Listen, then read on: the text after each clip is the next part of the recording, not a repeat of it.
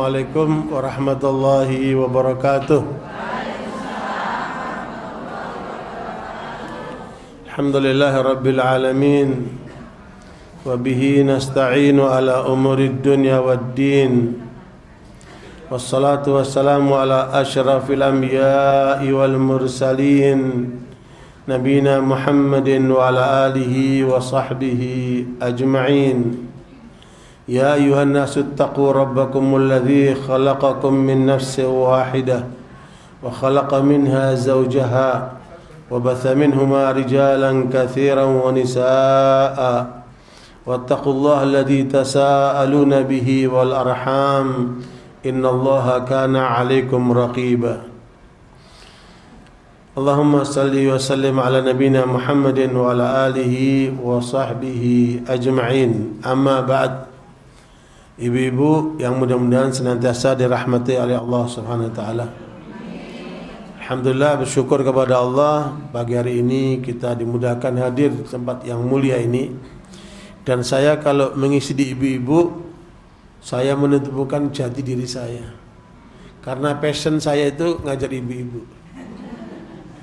Jamaah saya di Jakarta paling banyak ibu-ibu. Tema kita pagi hari ini adalah peran wanita dalam keluarga. Tapi sebelum saya mulai kajian ini, saya ingin yel-yel sama ibu-ibu. Siap? Nah, jadi kalau saya tanya, apa peran ibu-ibu dalam keluarga? Jawabannya bahagia dan membahagiakan. Siap? Apa peran ibu-ibu dalam keluarga? Bahagia dan membahagiakan. Allahu Akbar. Alhamdulillah. Mulainya tidak ada yang ngantuk. Jangan nanti tengah jalan terus ngantuk. Barakallahu fikum ibu sekalian. Hal yang paling pertama yang harus ibu-ibu sadari, bahwa lelaki dan perempuan sama di depan Allah. Ya, tidak ada beda antara laki dan perempuan di depan Allah. Dua-duanya, baik laki-laki maupun perempuan, kalau dalam bahasa Inggrisnya disebut gender. Ya, makanya dalam istilah Yahudi itu, inilah yang kemudian dikembangkan ke seluruh dunia, isu gender. Tapi mereka dengan makna yang lain. Dalam Islam, perempuan dan laki itu sama di depan Allah. Dan dua-duanya harus bahagia. Ya, isi dalam Al-Quran itu, laki dan perempuan dua-duanya harus bahagia. Dan bukan cuma bahagia di dunia, tapi juga bahagia di akhirat. Makanya para ulama menyimpulkan, tidak mungkin seseorang yang tidak bahagia di dunia terus nanti bahagia di akhirat. Nggak ada. Berarti kita harus meraih apa? Bahagia di dunia dan bahagia di akhirat. Ya, makanya kita ibu-ibu semua ini jangan sampai ada yang tidak bahagia. Caranya gimana? Nah, ini masalah. Kebanyakan orang tidak tahu bagaimana cara untuk bahagia itu. Ibu lihat surat An-Nahl ayat 97. Yang bawa Quran silakan dibuka. Kemudian yang suaranya keras bisa menerjemahkan. A'udzubillahi minasyaitonirrajim. Man 'amila shalihan min dzakarin aw untha wa huwa mu'minun falanuhyiyannahu hayatan thayyibah wal najziyannahum ajrahum bi ahsani ma kanu ya'malun.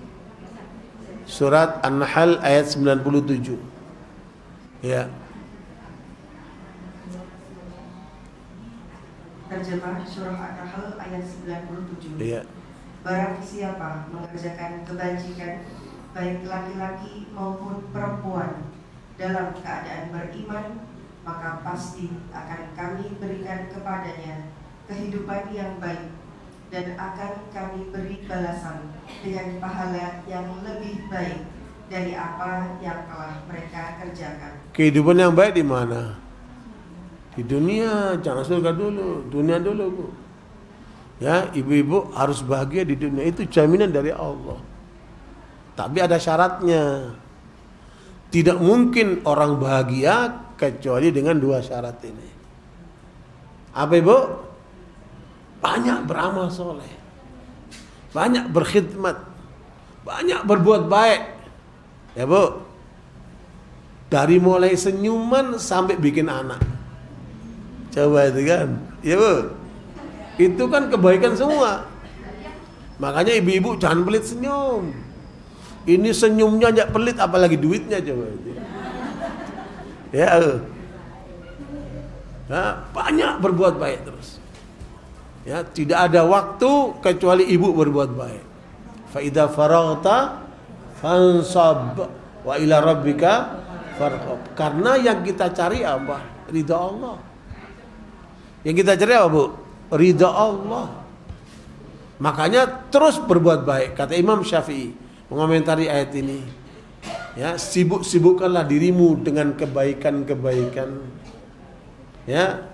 Kalau selesai satu kebaikan, lakukan kebaikan berikutnya. Jangan berhenti, jangan bengong, apalagi menghayal. Bu, orang-orang yang rusak itu kan karena apa? Bengong, kosong, ya, masalah setan. Ya bu, nggak boleh itu. Kita harus sibukkan diri kita. Kata Imam Syafi'i, sibukkanlah kamu dengan kebaikan. Bila kamu selesai mengerjakan satu kebaikan, lakukan kebaikan berikutnya. Jangan kosong. Sebab kalau Anda tidak sibuk dengan kebaikan, maka setan akan menyibukkan Anda dengan keburukan. Minimal dilalaikan sama dia. Nanti lihat aja, kalau di sini ada yang tidur waktu pengajian, itu pasti pengaruh setan. Supaya nggak dengar dia. Ya bu. Ya. Subhanallah. Padahal malam udah tidur, nanti siang tidur, pengajian tidur lagi. Ini ibu-ibu ini diabetes atau gimana ya tidur? Padahal orang tidur itu hasilnya cuma iler. Kalau ilernya walet bisa dijual, ilernya ibu-ibu apa? Bu, makanya kurangi tidur. Ya bu. Ayatnya apa? Mana dalilnya? Ya bu, surat Az-Zariyat ayat 17 dan 18. Ya. Kanu qalilan minal laili ma yahja'un wa bil ashari hum yastaghfirun. Gitu. Az-Zariyat 17 dan 18.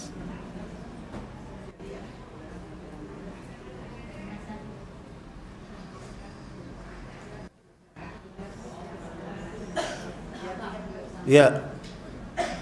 Surah Az-Zariyat ayat 17 dan 18. Mereka sedikit sekali tidur pada waktu malam, dan pada akhir malam mereka memohon ampunan kepada Allah. Siapa mereka ini? Siapa mereka ini? Calon-calon ahli surga. Ya bu, makanya ibu-ibu kalau ingin jadi calon ahli surga jangan banyak tidur. Kenapa? Kenapa ibu? Tidur itu saudaranya mati. Orang tidur itu latihan mati. Jangan sering-sering tidur lah. Ya kalau udah ngantuk baru ibu tidur. Dan tidur pun jangan berlebihan. Ya konsep manusia pada umumnya tidur 8 jam itu nggak betul. Ya tidur 8 jam berarti kalau 8 jam sepertiga umur ibu habis tanpa menghasilkan apa-apa. Benar nggak? Kita kan cuma punya 24 jam. Kalau 8 jam hilang tanpa hasil sesuatu. Paling orang tidur hasilnya mimpi. Kalau mimpinya bagus. Ya, kalau enggak hasilnya apa itu? Subhanallah. Ya, makanya pada ayat 42 surat Az-Zumar Allah menyebutkan Allahu yatawaffal anfusa hina mautiha wallati lam tamut fi manamiha. Subhanallah. Az-Zumar 42.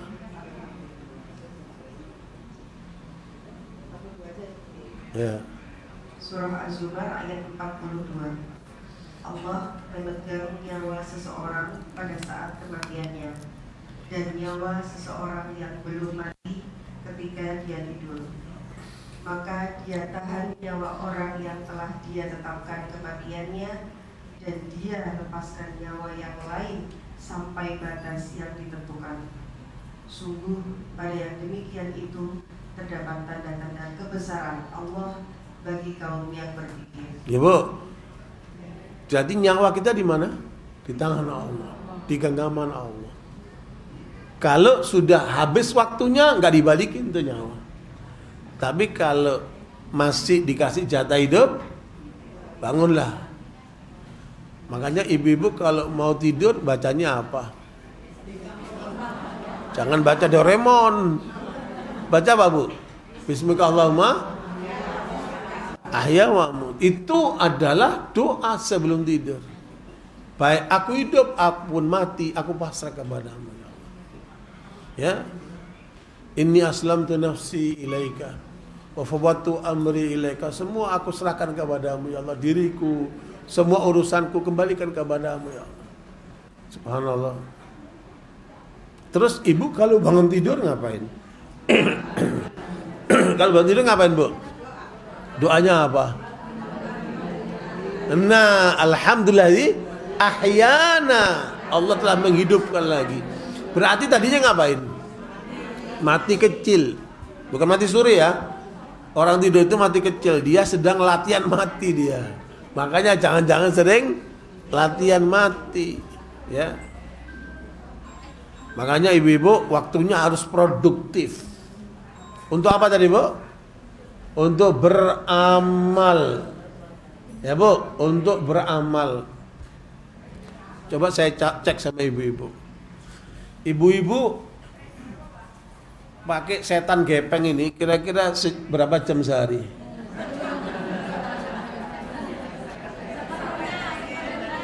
Udahlah, taruh yang nenek-nenek tuh. Yang nenek-nenek kira-kira dia pegang setan gepeng ini berapa jam sehari? Hah? Hasil penelitian di Indonesia menyebutkan rata-rata orang Indonesia pegang HP ini 9 jam.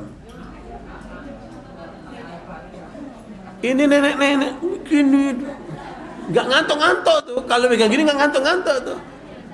Bahkan ada ibu-ibu bangun tidur langsung gini.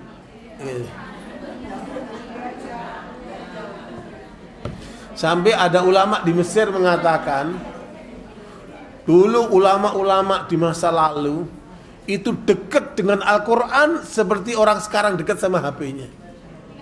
Sekarang saya mau tanya, ibu yang bawa HP, bawa Quran enggak? HP nggak mungkin ketinggalan, Quran sering ketinggalan. Itulah hari ini manusia Muslim. Ya.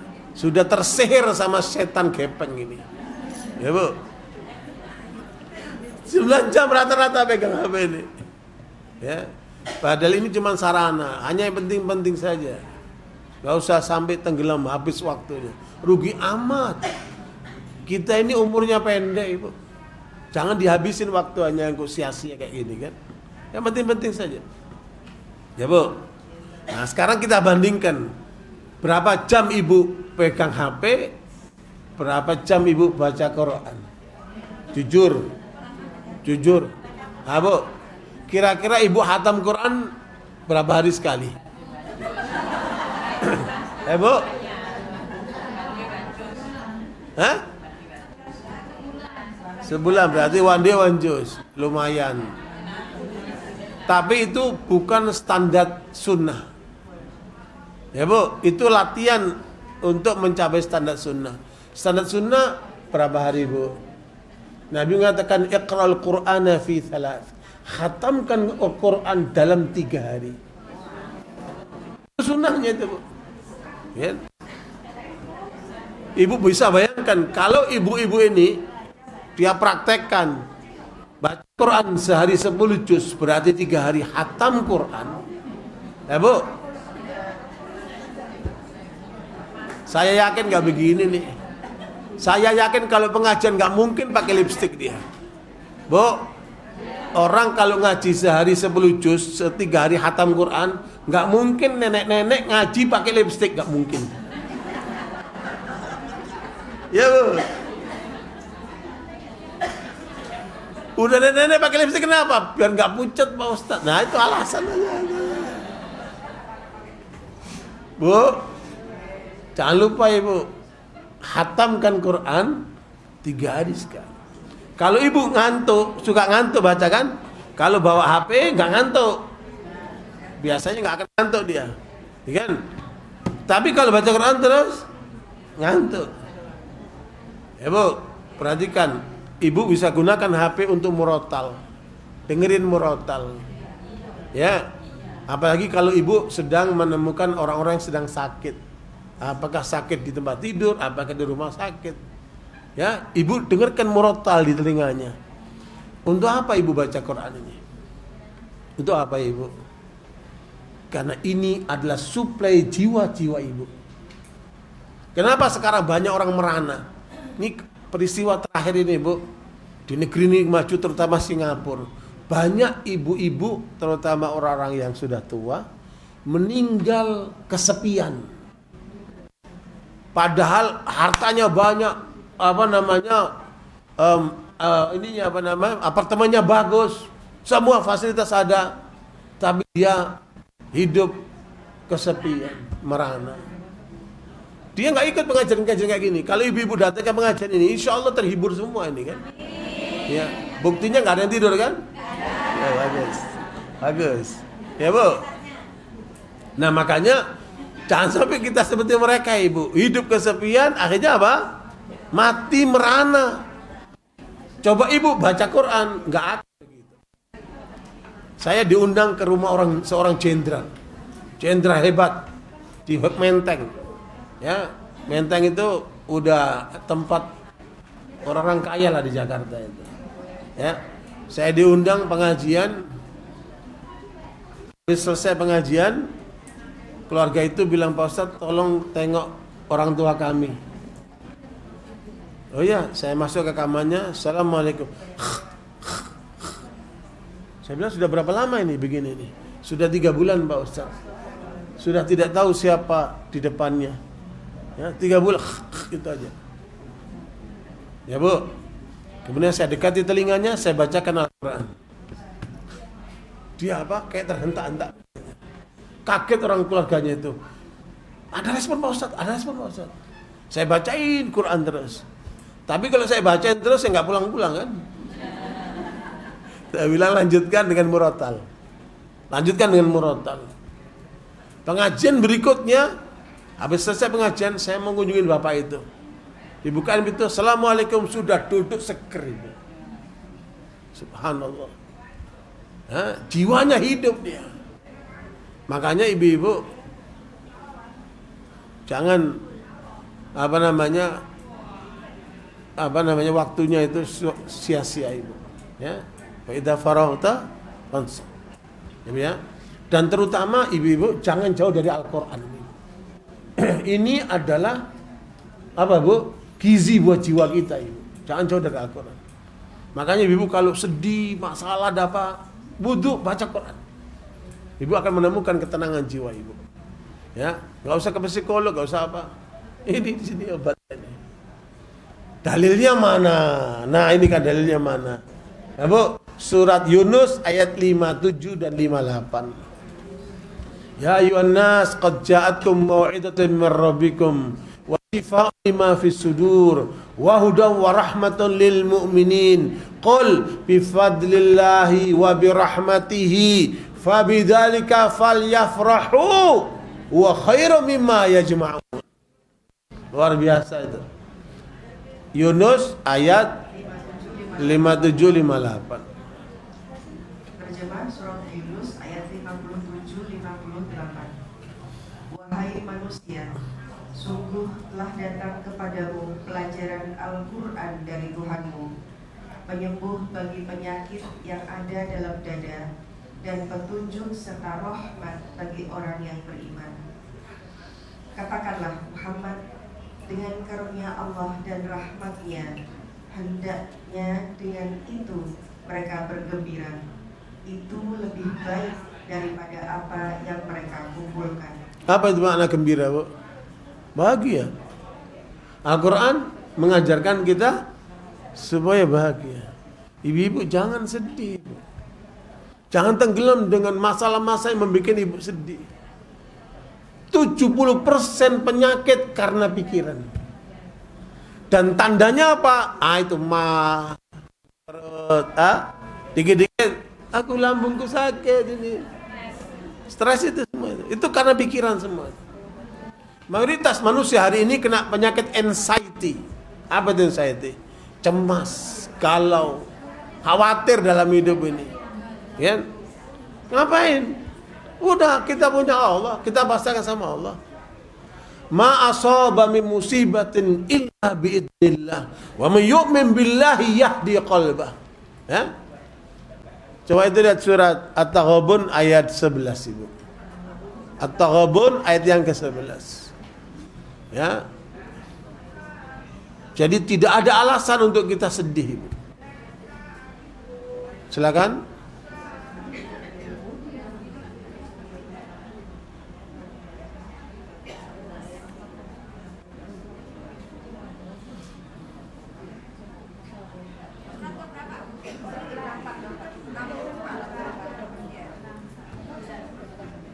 Terjemah surah At-Taghabun ayat 11.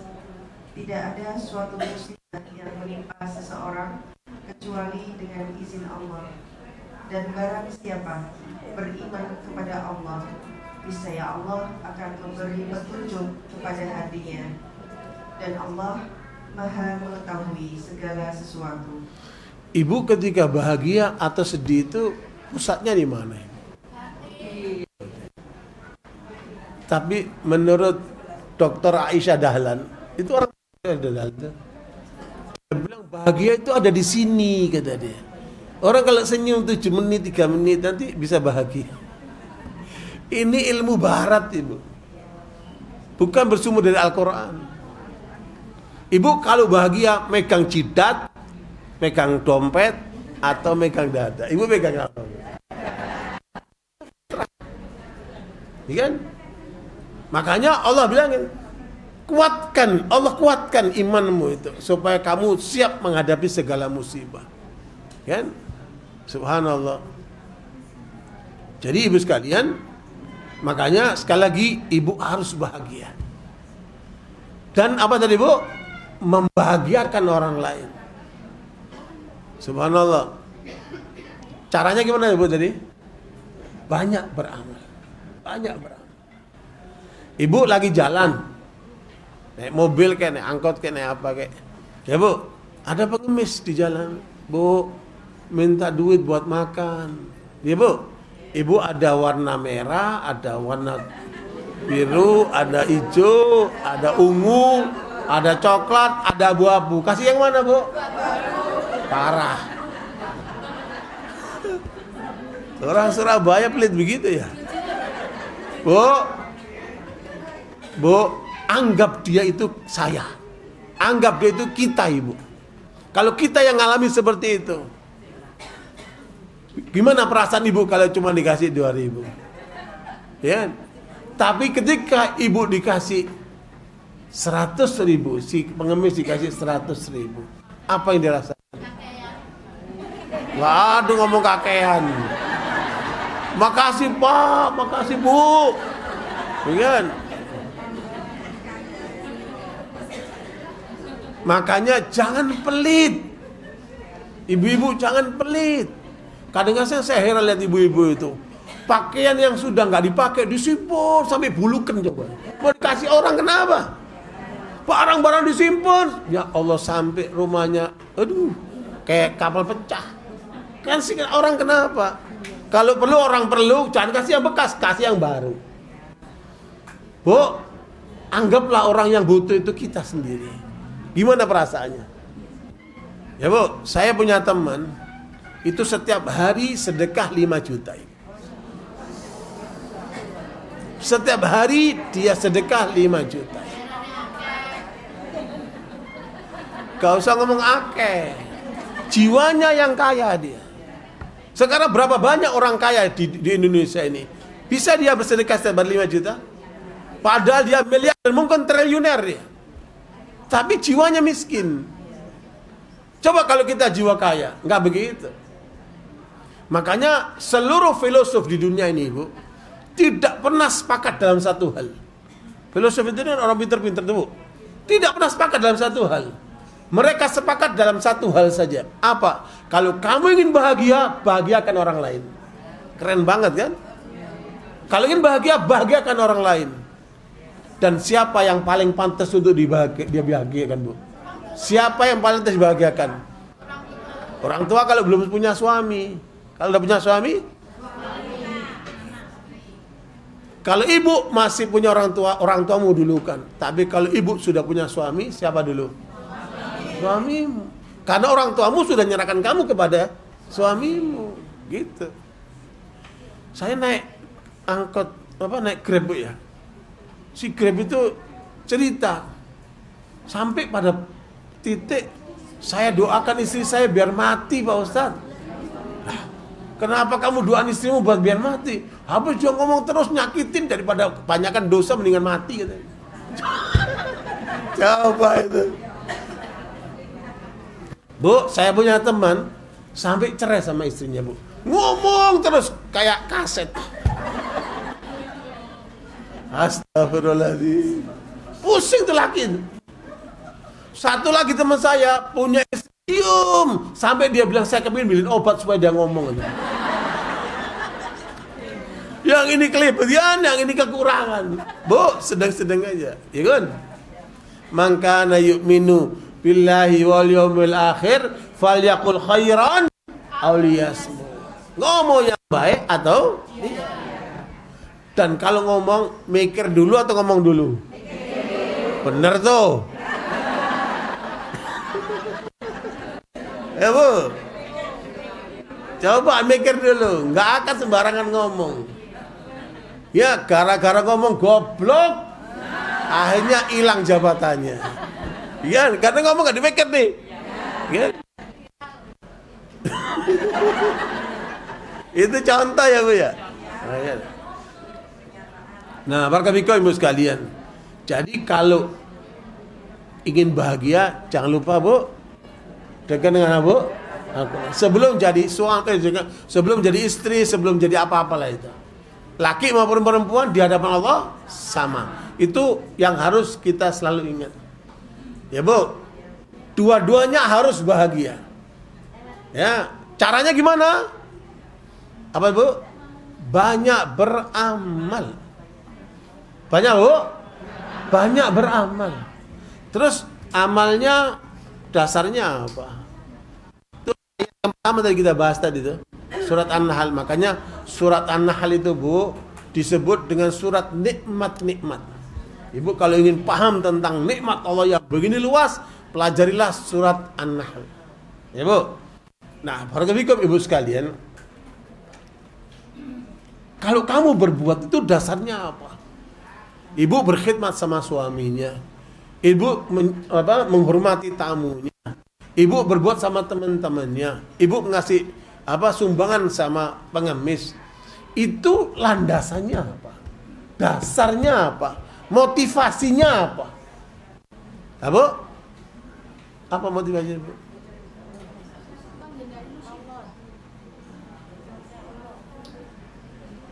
Itu ayatnya tadi itu, coba dibaca. Wa huwa mu'minun.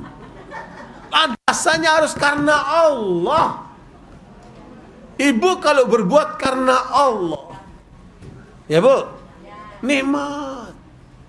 Kenapa? Ibu nggak butuh balasan. Ibu butuh balasan hanya dari Allah, bukan balasan dari manusia-manusia itu. Ibu ketika berkhidmat suaminya, ibu nggak usah mengharapkan apa-apa dari suaminya. Ibu ketika berkhidmat sama tamu, ibu nggak usah mengharap apa-apa. Karena kita berbuat karena Allah. Nanti Allah yang membalasnya. Nah, seringkali suka hitung-hitungan nih ibu-ibu ini. Saya ngasih apa, dapat apa. Jangan. Ya, semua dihitung-hitung sama ibu-ibu. Mau beli sayur aja ditawar itu ibu itu. Sampai kasihan itu yang jual sayur itu. Luar biasa. Ya. Bu, landasannya apa? Iman. Seseorang ketika berbuat landasannya iman, ya Bu, berarti apa tadi? Ikhlas. Apa tandanya ikhlas, Ibu? Orang kalau berbuat karena Allah, berarti dia apa? Ikhlas. Apa tandanya ikhlas? Tiga. Ini saya belum bicara masalah peranan perempuan dalam rumah, dalam keluarga ya, belum ini. Masih umum nih Bu, masih pengantar. Ya Bu. Kalau seorang berbuat baik, ikhlas karena Allah, apa yang dirasakan sama orang itu? Nah Bu,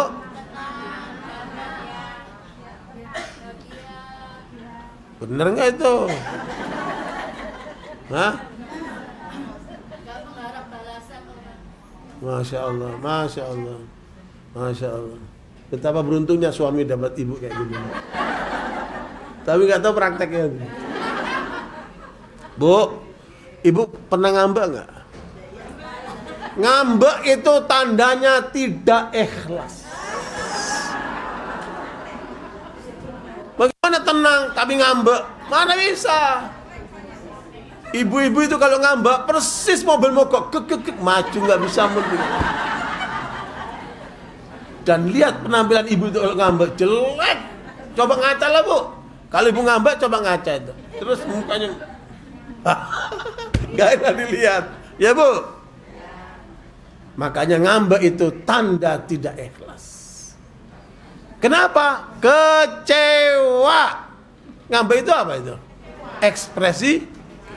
Padahal orang kalau beramal karena Allah, kalau dia ikhlas, tidak akan kecewa dia. Mau apapun berlaku dia, saya berbuat karena Allah, bukan karena dia. Enak gak Bu? Subhanallah. Ibu pagi ke pasar masak, ya Bu, untuk ngasih sarapan sang suami. Udah di atas meja rapi, udah keringetan ibu dari ke pasar udah masakin udah di meja. Tahu-tahu hamba Allah itu datang, sayang, maaf, aku udah janji sama temenku makan di restoran. Kira-kira ibu sikapnya gimana?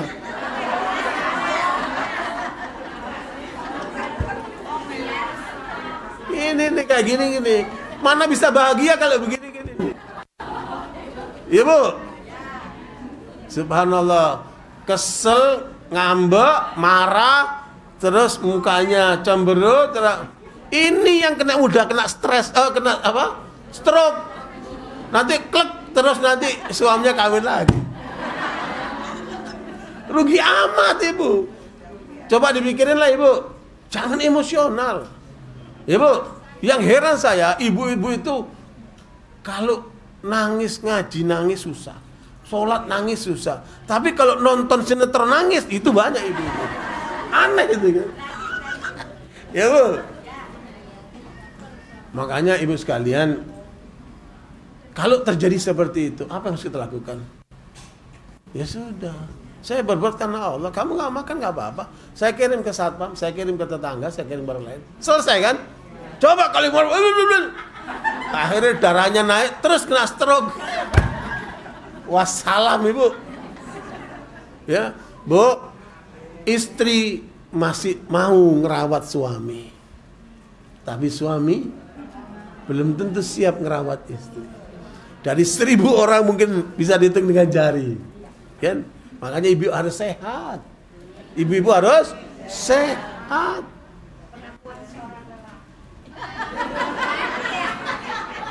Ini suara hati.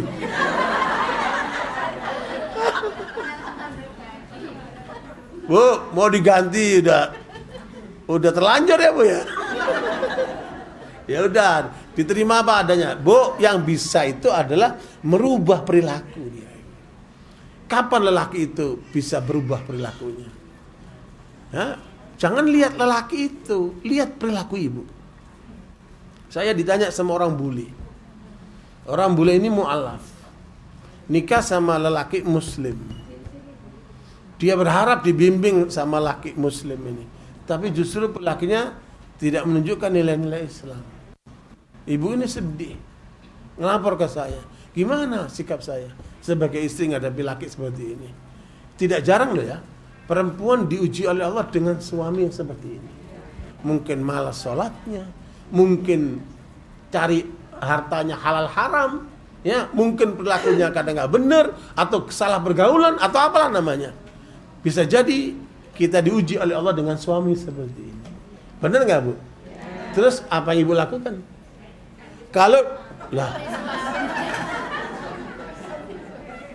kayak gini nih, yang kayak gini nih yang memenuhi pengadilan agama.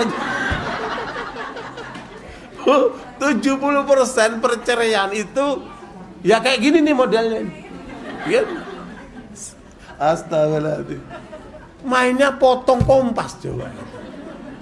Padahal belum tentu dapat lagi kan? Belum tentu. Yang ada aja disyukurin. Gitu, Bu. Yuk. Nah, caranya gimana? Ya, minta Allah itu kan doa. Usaha dulu.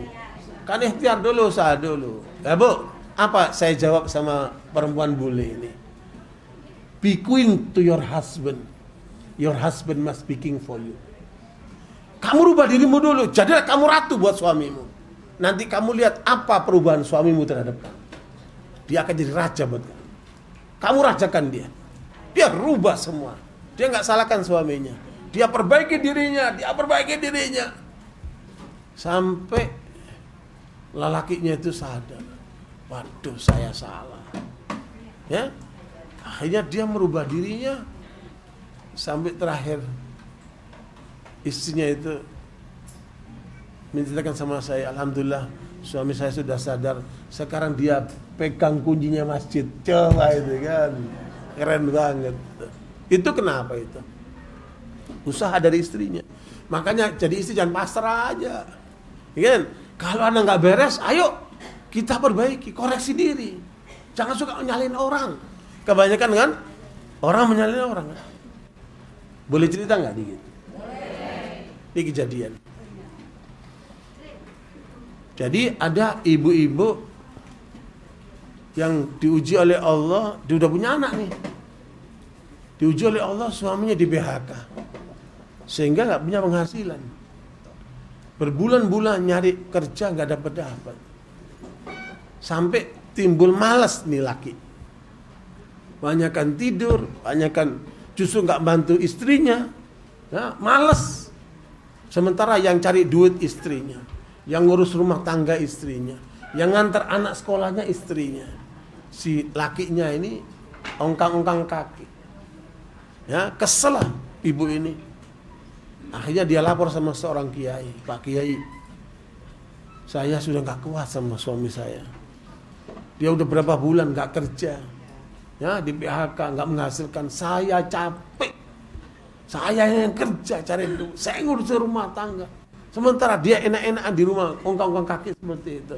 Saya nggak kuat Pak Kiai, saya minta mau cerai. Gimana menurut Pak Kiai?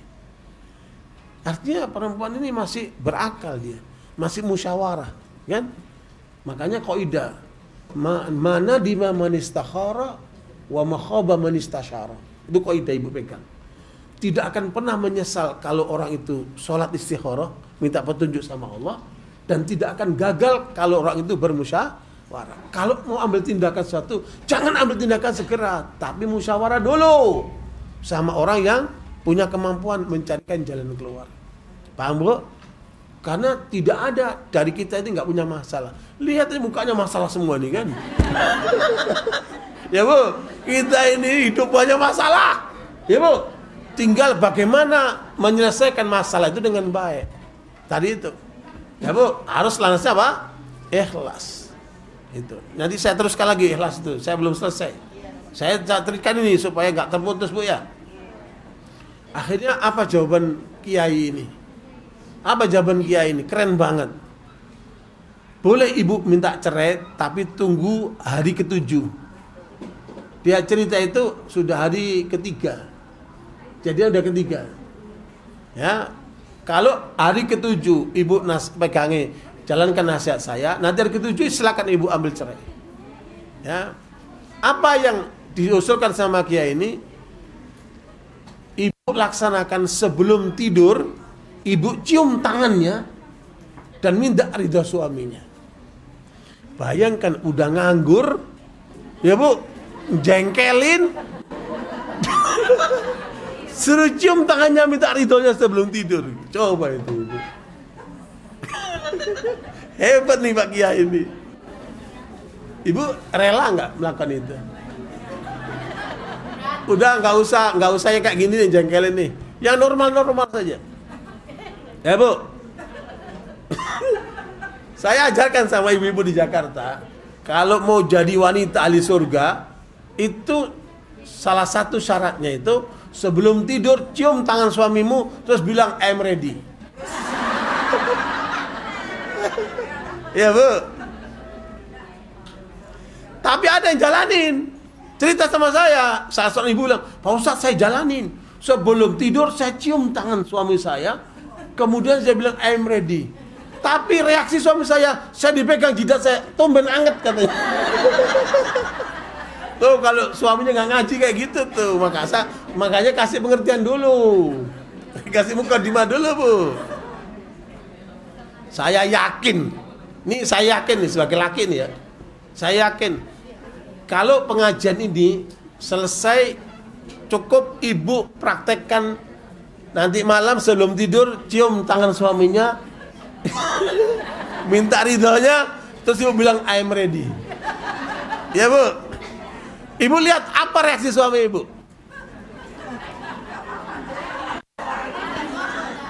Bu, saya yakin akan ada di dalam hatinya, ini yang ngajarin siapa ini? Ya bu. Dan saya yakinnya tuh laki akan memiliki satu kesan yang luar biasa. Tidak akan ketemu perempuan yang seperti ini. Bu, tidak akan ketemu perempuan yang sebelum tidur minta ridhonya suami. Keren banget. Karena itu ajaran Nabi, Bu. Itu ajaran Nabi, Bu. Yuk, makanya Rasulullah SAW menjadi suaminya Khadijah. Dan jangan lupa, Khadijah itu janda, Ibu. Beda umurnya 15 tahun. Rasulullah menikah umur 25 tahun, Khadijah umur 40 tahun. Beda 15 tahun. Tapi dalam perjalanan rumah tangga Rasulullah dan Khadijah, melahirkan anak sekitar 6 orang. Ya, Bu. Dan selama 24 tahun sekian bulan, sekalipun Rasulullah tidak mengatakan, kamu kok begini, kamu kok begitu. Enggak ada, Ibu. Semua dilakukan dengan cara lembut. Coba itu. Ya Bu ya. Makanya Nabi Muhammad terkesan betul dengan Khadijah. Dan beliau mengatakan wanita sempurna di dunia ini ada 3. Ya, pertama itu adalah Asia. Asia istrinya Firaun. Dia sabar menghadapi suami yang zalim seperti itu. Ya, ibu-ibu belum tentu sabar kan. Baru di PHK ya kayak gini udah empot-empotan. Ya Bu. Apalagi ada Firaun tuh kan. Sabar dia. Yang kedua Maryam. Ya, Maryam binti Muzam binti apa? Binti Imran. Bukan, Asya binti Imzahim. Jadi Maryam binti Imran. Ya, wanita terhormat. Ya, itu wanita sempurna. Dan yang ketiga adalah Khadijah. Makanya ibu bisa pelajari 3 orang ini supaya jadi panutan, ya Bu ya. Nah, barakallahu, saya lanjutkan tadi ibu yang mau minta cerai ini. Kata kiainya, kamu sebelum tidur jabat tangan sama suamimu, minta ridhonya. Ya Bu. Saya nggak tahu ngomong I'm ready atau enggak, saya nggak tahu lah. Ya. Akhirnya ibu, apa yang terjadi? Dengan sikap itu terjadi perubahan pada lakinya. Besok dia semangat, mulai dia ikut mencuci baju. Ya Bu, dia mulai membersihkan dapur. Besoknya lagi dia mulai mau ngantar istrinya ke tempat kerjaan. Berikutnya lagi dia mulai mau ngantar anak-anaknya ke sekolah. Ya Bu, baru hari kelima lah itu. Misalnya hari kelima, suami ini terus membuat lamaran-lamaran ke banyak pihak. Hari ke-6 dapat pekerjaan dia. Hanya ke-6 dapat pekerjaan. Kan tadi kasih jatah tanggal hari itu 7, kalau nggak berubah kamu apa? Ibu kalau mau cerai fase banget, Bu. Bu, akhirnya Bu terjadi perubahan sama suaminya. Hari ke-7 dia datang ke kiainya, Pak Kiai, alhamdulillah nggak jadi cerai. Berarti apa? Masalah terselesaikan. Kan? Kira-kira ibu-ibu bisa nggak buat seperti itu? So, makanya menurut saya, ilmu saya, ya, kalau ibu ingin sukses dalam rumah tangga cuma satu, tundukkan suamimu dengan kebaikanmu. Bu, tundukkan apa? Suamimu dengan kebaikan. Tawan dia dengan kebaikanmu. Nah, nanti tandanya apa? Kalau sampai suami itu nggak betah di rumah, berarti ada yang salah. Tapi kalau dia selesai kerja langsung ke rumah, dia betah di rumah, itu pertanda ibu sudah sukses merubah dia. Kan? Ini sudah, Bu, ya. Jadi laki perempuan di depan Allah sama, dua-duanya harus bahagia. Ya, Bu. Nah, kemudian yang membedakan apa laki perempuan itu? Ini baru mukadimah nih, Bu, ya. Ya pastilah itu. Bu. Yang membedakan apa? Peran. Membedakan apa? Peran. Peran suami itu apa? Sebagai laki, peran istri itu apa? Dan Al-Quran menggambarkan indah sekali. Surat Yusuf ayat yang keempat. Itulah peranan laki dan perempuan beda, Ibu. Idh qala Yusufu li abihi ya abati inni ra'aitu ahada asyara kawkaba wasyamsa wal qamara ra'aituhum li sajidin. Ya, surat Yusuf, Ibu jangan bengong, baca, Bu. Ayat yang keempat. Surat Yusuf ayat yang keempat.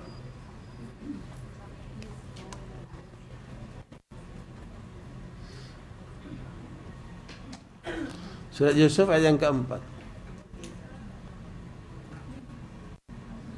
Surah Yusuf ayat keempat.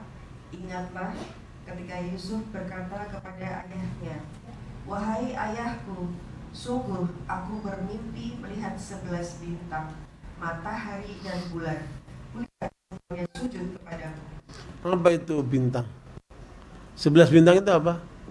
Saudaranya Nabi Yusuf. Jadi, Bu, tidak ada kisah dalam kehidupan manusia yang lebih hebat dari surat Yusuf. Kenapa, Ibu? Nabi Yakub, bapaknya Nabi Yusuf itu istrinya 4. Anaknya 12, semuanya laki. Ibu punya anak 2 laki aja pusing, Ibu, kan? Ini 12, Ibu. Kan? Dan Yusuf ini dari ibu yang terakhir, meninggal ibunya dia masih kecil. Sehingga dia anak yatim. Sehingga sayang ayahnya memperhatikan si Yusuf sama adiknya namanya Benyamin itu. Ya. Tapi kemudian itu menjadikan saudara-saudara yang lainnya itu cemburu. Nah, itu cerita Nabi Yusuf. Nah, Nabi Yusuf itu mimpi. Ya. Ketemu 11 bintang. Bintang itulah apa, Bu? Arti saudara. 3 fungsi bintang. Pertama, dia menjadi hiasan langit. Ya, Bu. Yang kedua, dia menjadi petunjuk bagi nelayan. Ya. Makanya saudara itu harus menjadi hiasan di rumah bagi saudaranya. Yang kedua, dia apa? Menjadi konsultan, jadi petunjuk, memberikan apa? Masukan-masukan. Yang ketiga, untuk melempar setan, artinya melindungi. Saudara itu harus melindungi saudaranya. Itu peranan saudara. Saya nggak bahas itu, Ibu. Ada matahari, ada bintang. Siapa maksud matahari ini? Suami. Suami itu seperti apa, Bu? Matahari. Ngapain tuh matahari? Ya.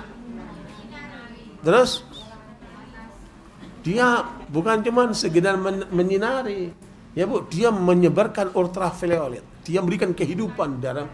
Kalau dunia ini nggak ada matahari, nggak ada kehidupan. Dia memberikan kehidupan, memberikan kehangatan luar biasa. Matahari itu, Ibu. Ya, ultravioletnya itu kan. Nah, itulah peranan suami.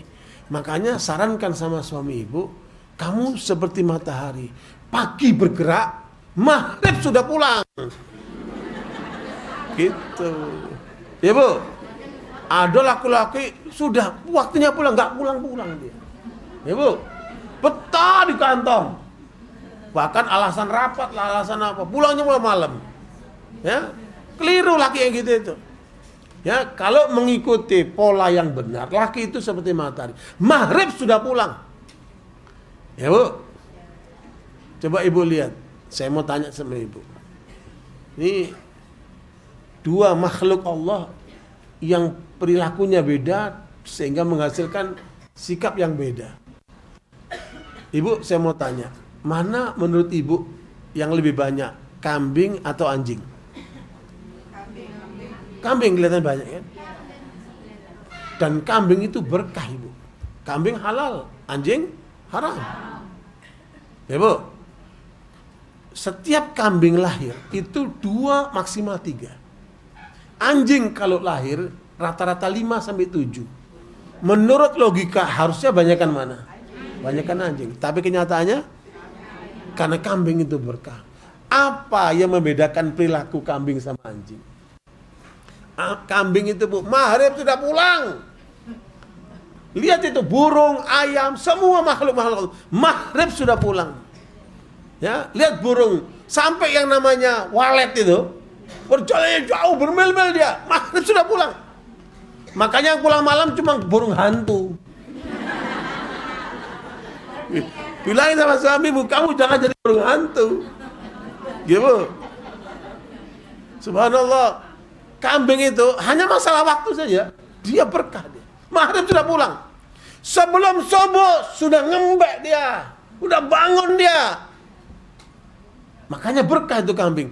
Bisa dibayangkan kalau kambing itu sholat, dia ngaji, dia tahu ini halal haram. Betapa berkahnya kambing itu kan.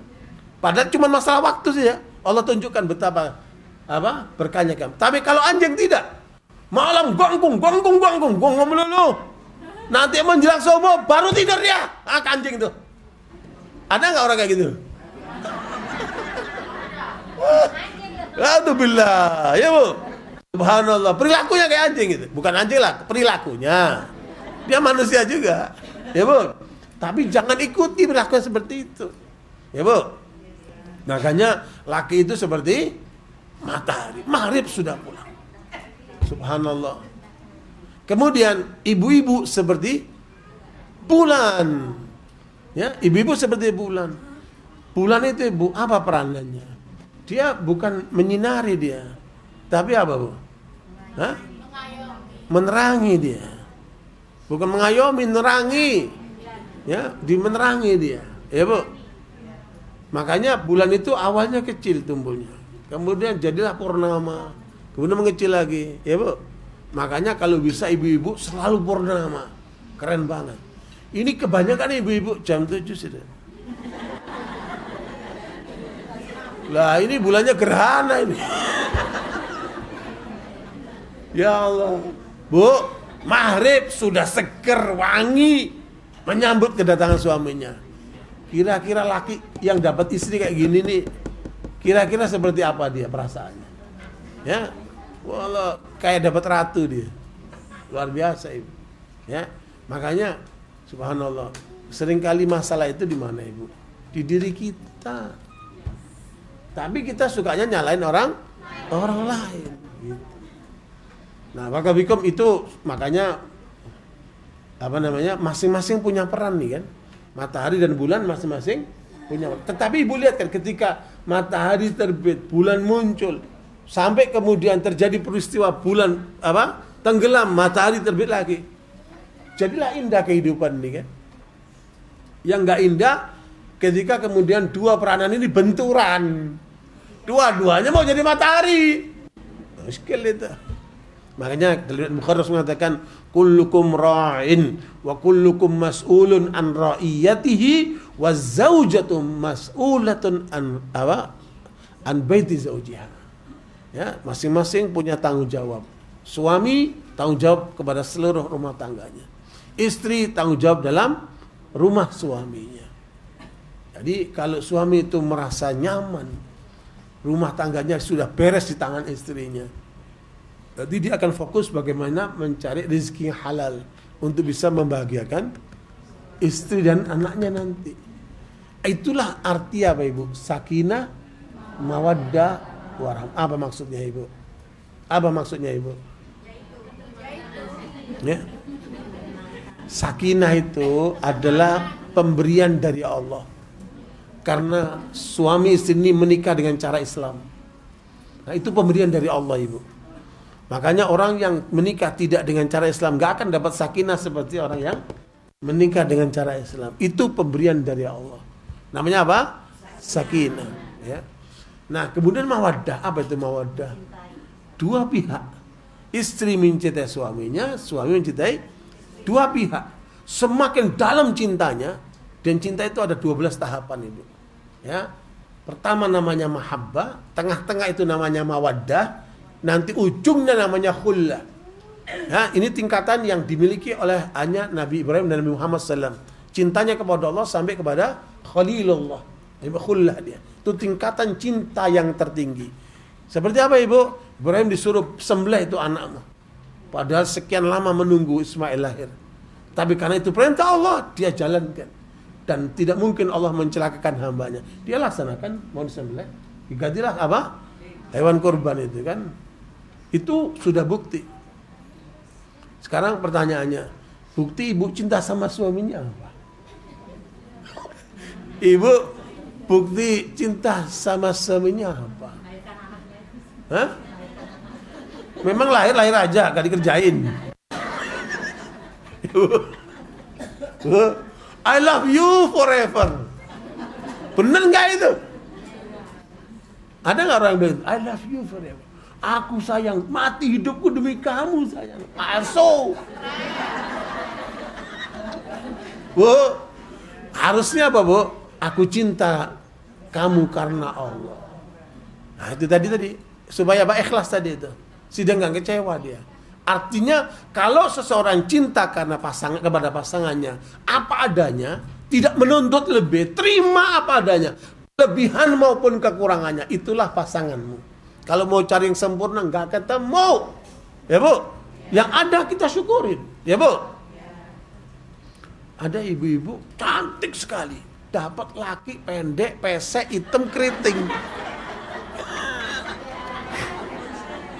Teman-temannya negur, mbak, kok sampean tega nikah sama laki yang kayak gitu? Kan sampean ini cantik. Kalau ngomong jangan sembarangan. Saya cantik tapi saya selebor. Makanya saya dihukum oleh Allah dapat laki kayak begini. Tapi selebor itu apa? Selebor itu ya nggak beres lah.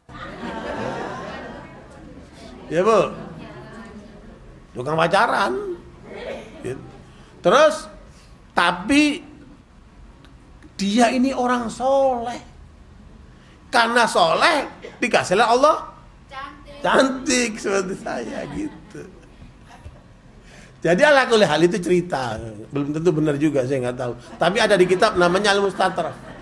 Kitab Al-Mustatraf fi kulli fanin daraf. Saya dapat cerita itu dari situ. Nah, ala kulli hal selingan aja supaya nggak ngantuk itu. Nah, ikhlas itu Bu, tandanya apa Bu? Pertama, tidak kecewa. Yang kedua, tidak butuh pujian. Ini ibu-ibu rata-rata kalau gak dipuji terus mukanya cemberut. Ya Bu? Bu, gak perlu butuh pujian. Ya, meskipun manusia senangnya dipuji. Ibu-ibu kalau dipuji terus kepalanya goyang-goyang ini. Bu, gak perlu butuh pujian, Bu. Selama ikhlas karena Allah gak butuh pujian. Yang ketiga, tidak takut celaan. Tidak apa? Celaan. Itulah tanda orang ikhlas itu. Coba ibu praktekin tuh. Kalau itu terjadi, makanya ibu berarti 100% keikhlasan. Ternyata dalam hidup ini yang paling sulit apa? Ya ikhlas itu. Ya ikhlas itu. Oke. Sudah Bu ya? Jadi peranan laki itu seperti matahari, perempuan seperti Oke. Sekarang saya lanjutkan lagi nih. Langkah berikutnya Ibu. Ketika ibu menjadi calon istri, saya nggak bicara nenek-nenek nih ya, karena kemarin saya ketemu ada nenek-nenek umur 65 tahun di daerah Bekasi, dia konsultasi sama saya, Pak Ustadz, ada laki-laki mau sama saya. ini bener nih laki. Nah, dan tapi saya husnudon, ibu ini pasti ada amalan yang hebat. Kok sampai diminati sama laki-laki sementara dia umurnya sudah 65 tahun. Terus gimana menurut Pak Ustadz? Ibu punya suami, udah meninggal Pak Ustadz. Suami saya udah meninggal. Menurut ibu suaminya soleh, wah soleh Pak Ustadz. Cerita ibu ini, soleh Pak Ustadz. Saya mau tanya sama ibu mau ketemu sama suami yang sudah meninggal atau mau sama suami yang ini? Nanti di akhiratnya. Mau yang pertama Pak Ustadz. Karena perempuan itu bersama dengan suami yang terakhir. Silakan ibu pilih. Oh kalau gitu saya nggak mau lagi Pak Ustadz sama dia. Tapi yang keren 65 tahun masih diminati lelaki itu kan hebat itu ibu. Tapi tetap itu 65 tahun yang nggak pakai lipstik ya. Iya bu. Jadi ala kulli hal, bu, ketika perempuan itu siap menjadi istri, ya, taruhlah ibu sudah lewat semua nih kan, kayaknya nenek-nenek kebanyakan nih kan, bu, nanti untuk anaknya ya, anaknya, cucunya, itu disiapkan. Ketika seorang menjadi calon istri, apa yang harus dipenuhi persyaratannya? Bagi wanita itu supaya rumah tangganya sakinah, mawaddah, warahmah. Saya belum menyelesaikan setelah mawaddah tadi. Apa itu rahmah? Apa itu dilus-lus? Apa itu kasih sayang itu? Apa kasih sayang itu bu? Perhatikan ibu, senantiasa mendatangkan kebaikan di dalam rumah tangganya dan menghindarkan dari segala keburukan buat rumah tangganya. Itulah arti rahmah itu bu. Apa bu? Senantiasa mendatangkan kebaikan buat rumah tangganya dan menjauhkan segala keburukan dari rumah tangganya. Itulah rahmah. Makanya suami jangan sampai pulang membawa yang haram ke rumah, kan? Semua yang baik bawa ke rumah, yang nggak baik buang, tinggalkan itu. Nah sekarang pertanyaan tadi, ketika seorang wanita siap untuk menjadi seorang istri dan dia akan mengendalikan rumah tangga dalam rumah itu kan, terus apa persyaratan harus dipenuhi oleh perempuan ini? Apa? Gimana tahu akhlaknya? Hah? Apa ukuran agamanya? Apa ukurannya ibu? Apa bu? Tungkahul mar'atu li arba'. Nabi mengatakan wanita dinikahi karena 4 faktor. Ya, maliha hartanya, wali jamaliha kecantikannya, wali nasabiha nasabnya keturunannya, wali diniha agamanya, fatfar bidzati dini taribat yadak. Ya, perhatikan agamanya, akan selamatlah rumah tanggamu. Makanya laki-laki ketika lihat calon istri yang diperhatikan apa? Ketika dia memperhatikan yang ini lupa ininya, itulah kegagalan yang terjadi. Itulah masalah yang terjadi. Maka agama yang pertama ini, Bu, ya. Karena ini akan mempengaruhi ketiga-tiganya. Ala kulli hal. Barakallahu pada saat ini contoh wanita soleh, ya saya nggak tahu ada yang praktekin nggak seperti itu. Tahu ibu namanya Shuraih Al-Qadhi. Shuraih Al-Qadhi ini hakim yang adil pada masa pemerintahan Ali bin Abi Thalib. Dia terkenal hakim yang adil. Kemudian dia ditanya oleh temannya Imam Sya'bi, sama-sama ulama. Wahai Shuraih, kamu terkenal sebagai hakim yang adil. Bagaimana dengan rumah tanggamu? Kata Shuraih, saya sudah menikah 20 tahun. Sekalipun tidak pernah bergaduh. Ibu pernah nggak setahun nggak bergaduh? Bukan gaduh-gaduh ya, setahun nggak ribut maksudnya. Ya, pernah nggak ibu setahun tidak pernah ribut? Ya bu? Coba itu. Setahun nggak pernah ngambek. Ini 20 tahun tidak pernah ribut ibu. Biar tahu ibu. Kemudian Imam Sya'bi pun terkejut. 20 tahun kamu tidak pernah ribut. Ya, Nabi 24 tahun kan lebih kan? Ini 20 tahun tidak pernah ribut. Terus caranya gimana? Kan ibu tahu kan? Ibu tahu. Gimana caranya supaya selama 20 tahun itu kok nggak pernah ribut itu gimana caranya? Begini kata Shuraih Al-Qadhi. Pertama kali saya sudah ijab kabul sama orang tuanya, saya masuk kamar menemui istriku. Pertama yang saya lakukan adalah sholat sunnah 2 rakaat. Suami ibu dulu kayak gitu enggak? Nanti pulang kamu sholat sunnah dulu, biar syukur dapat istrimu ini. Ya bu, ya bu. Kecuali udah meninggal selesai lah kan, ya masih hidup masih bisa. Dia sholat sunnah 2 rakaat. Assalamualaikum, assalamualaikum. Ternyata istrinya juga ikut sholat di belakangnya. Nah, ini tanda apa? Wanita soleh. Makanya jangan lupa itu, kalau habis nikah sebelum apa-apa sholat sunnah dulu. Syukur sama Allah atas karunia pasangan itu. Udah gitu, suaminya ingin mendekati, mau megang apa bu? Ubun-ubunnya. Kan doanya ada bu ya. Ibu hafal nggak doanya? Hah? Ya nggak pantas lah, karena ibu bukan suami kan. Yang harus tanya itu suaminya hafal nggak itu? Allahumma inni as'aluka khairaha wa khaira ma jabalta alaih wa a'udzubika min syarriha wa syarri ma jabalta alaih. Artinya minta semuanya kebaikan yang ada pada istrinya itu. Ketika dia ingin memegang apa namanya ubun-ubunnya mau didoain, perempuan bilang sebentar. Ditunda ibu, sebentar, ada apa ini kan? Terus dia diam. Tiba-tiba istri ini bilang innal hamdalillah. Kayak orang mau ceramah. Innal hamdalillah wassalatu wassalamu ala rasulillah. Istrinya ini salihah, masya Allah. Ya. Kemudian wabaat, aku bersyukur kepada Allah yang mengkaruniakan aku suami seperti kamu. Aku bersyukur sama Allah. Tapi siapa kamu saya tidak tahu. Bagaimana tabiatmu saya pun tidak tahu. Bagaimana kehidupanmu dalam rumah tangga sebelumnya saya pun tidak tahu. Bener kan? Kan ketemunya di situ.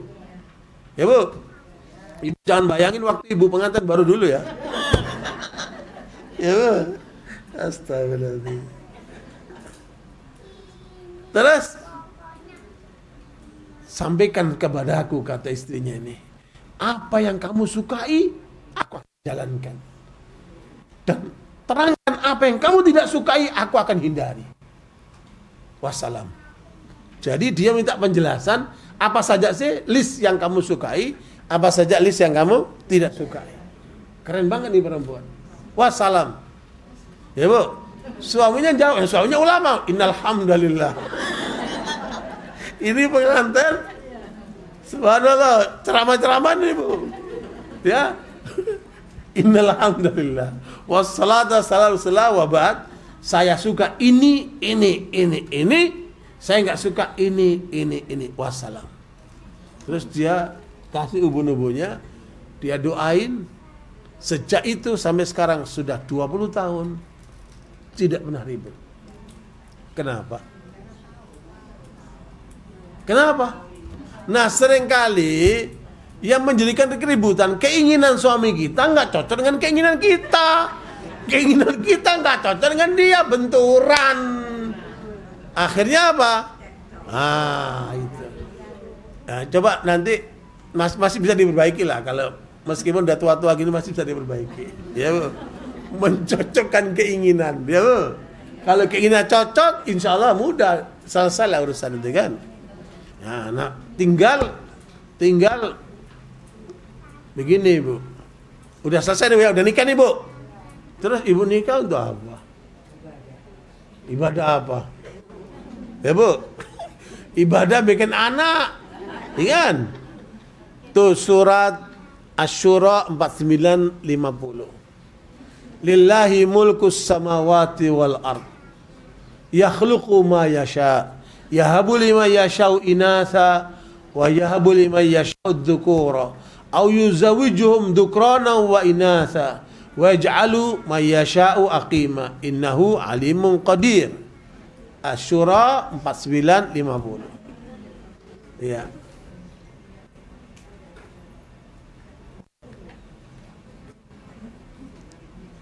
Ya bu, bentar lagi tanya jawab insyaallah. Dia Fir'aun berkata, mengapa kamu Kok Fir'aun? Asy-Syura bukan Asy-Syu'ara. Asy-Syura 49:50. Saya nggak suka dengan Fir'aun, Bu. Ini hidup supaya bahagia kok Fir'aun. Ya, Bu. Asy-Syura 49:50. Ya? Iya, Bu. Ya. Oh, Masya Allah, Masya Allah. Alhamdulillah, Alhamdulillah.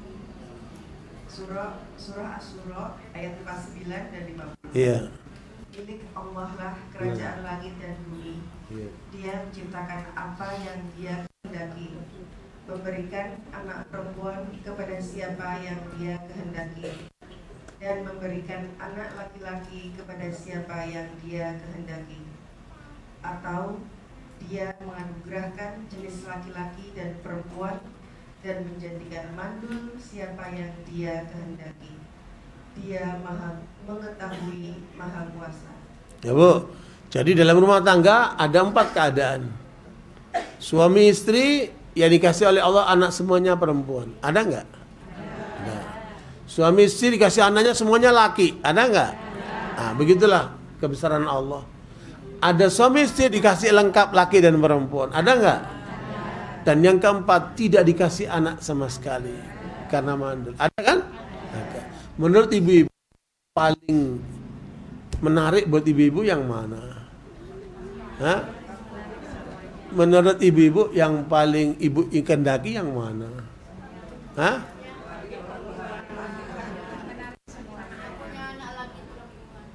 Iya, laki perempuan. Kalau menurut kita, ya, kalau Allah berkehendak lain, Bu, dari 4 itu yang paling beruntung yang mana? Nah, Bu, yang paling beruntung nggak punya anak. Kenapa? Nggak ada tanggung jawabnya. Kan? Tapi harapan setiap keluarga pasti ingin punya anak. Makanya berusaha untuk punya anak. Ya, Bu. Tapi kalau usahanya belum berhasil, jangan putus asa. Ya, minta kepada Allah sambil berusaha. Ya, Bu. Dan anak itu ada 2. Ada anak biologis, anak yang lahir dari kita. Ada namanya anak ideologis. Kalau kita nggak dikasih oleh Allah anak, ambillah anak orang yang kita didik. Namanya apa itu? Anak ideologis. Ya. Makanya maksudnya untuk apa sih anak itu, Bu? Bukan pancingan. Kayak ikan aja pancingan. Bu, ini adalah untuk menanamkan kebaikan-kebaikan. Ya. Anak untuk apa? Untuk menanam kebaikan-kebaikan. Sehingga nanti ketika ibu kembali kepada Allah, anak ini akan terus berbuat kebaikan-kebaikan untuk menyuplai pahala buat ibu, kan gitu. Intinya anak itu kan untuk menanamkan apa? Kebaikan-kebaikan. Makanya penentuan anak itu soleh dan tidak itu siapa? Siapa itu? Dua orang tua. Ya, ini saya kasih contoh nih. Seorang bapak-bapak membawa anaknya yang nakal menghadapi mendatangi Umar Khattab radhiyallahu anhu, khalifah kaum muslimin. Mengatakan, wahai khalifah, tolong nasihati anakku ini. Anakku ini bandel, nggak mau nurut sama bapaknya. Maka Umar lihat anak itu, tiba-tiba anak itu bertanya, wahai Amirul Mukminin, apa hak seorang anak dari bapaknya? Apa hak seorang anak dari bapaknya? Pertanyaan cerdas. Kata Umar Khattab, hak anak dari bapaknya 3. Jangan lupa itu. Berapa? Yang pertama adalah memberikan ibu yang solihah. Bukan cuma baik, yang solihah. Ya. Jadi ketika seorang laki mau nyari calon istri, itu yang harus dipikirkan, dia akan menjadi calon ibu anak-anakmu. Maka harus dicari apa? Yang solihah, bukan sekedar cantik, bukan sekedar bahenol, bukan apa itu. Ya, Bu. Yang solihah dulu. Karena dia akan jadi apa? Ibu anak-anakmu. Ini hak pertama seorang anak. Dipilihkan ibu yang solihah. Yang kedua, ketika lahir dikasih nama yang bagus. Jangan ngasih sembarangan nama anak. Maria Mercedes, apalah namanya. Kasih nama yang bagus. Ya Bu. Baru yang ketiga, mengajarkan Al-Quran. Apa Bu? Mengajarkan Al-Quran. Itulah hak anak dari bapaknya. Apa komentar anak ini? Wahai Amirul Mukminin, tiga-tiganya saya tidak dapat dari ayahku. Aku dibelikan seorang ibu yang budak. Budak itu setengah manusia, diperjualbelikan. Ibuku seorang budak. Aku lahir dikasih nama Jo'ol. Jo'ol itu kumbang yang makan kotoran itu. Sembarangan banget nih bapak ngasih nama anaknya kan. Dikasih nama seperti itu. Kemudian aku tidak pernah diajarkan Al-Quran sama bapakku ini. Maka Umar tidak menasihati anaknya. Makanya bapak ibu, ibu-ibu sekalian, kalau ada anak nakal jangan salahkan anaknya. Anakmu lembaran yang putih. Tergantung orang tuanya, kan? Maka kemudian Umar mengatakan, jangan salahkan anakmu, karena kamu telah menanamkan kedurhakaan pada anakmu. Yang disalahkan apa? Bapaknya. Ya, iya, bapak yang dipersalahkan. Nah kita ini seperti itu Bu. Kalau ada anak salah, anak nakal, jangan salahkan orang tua anaknya, tapi bagaimana kita koreksi untuk kita perbaiki, ya Bu ya. Nah, barakallahu kalau kemudian sudah berurusan sama anak, saya kembali lagi kepada peranan ibu dalam keluarga. Apa peranan ibu dalam keluarga? Tadi apa Bu? Bahagia dan membahagiakan. Itu jangan lupa kata kunci. Kalau seandainya kita mendapatkan lelaki itu ada 4 modelnya Ibu. Ya, lelaki itu ada pasangan suami istri itu ada 4 modelnya.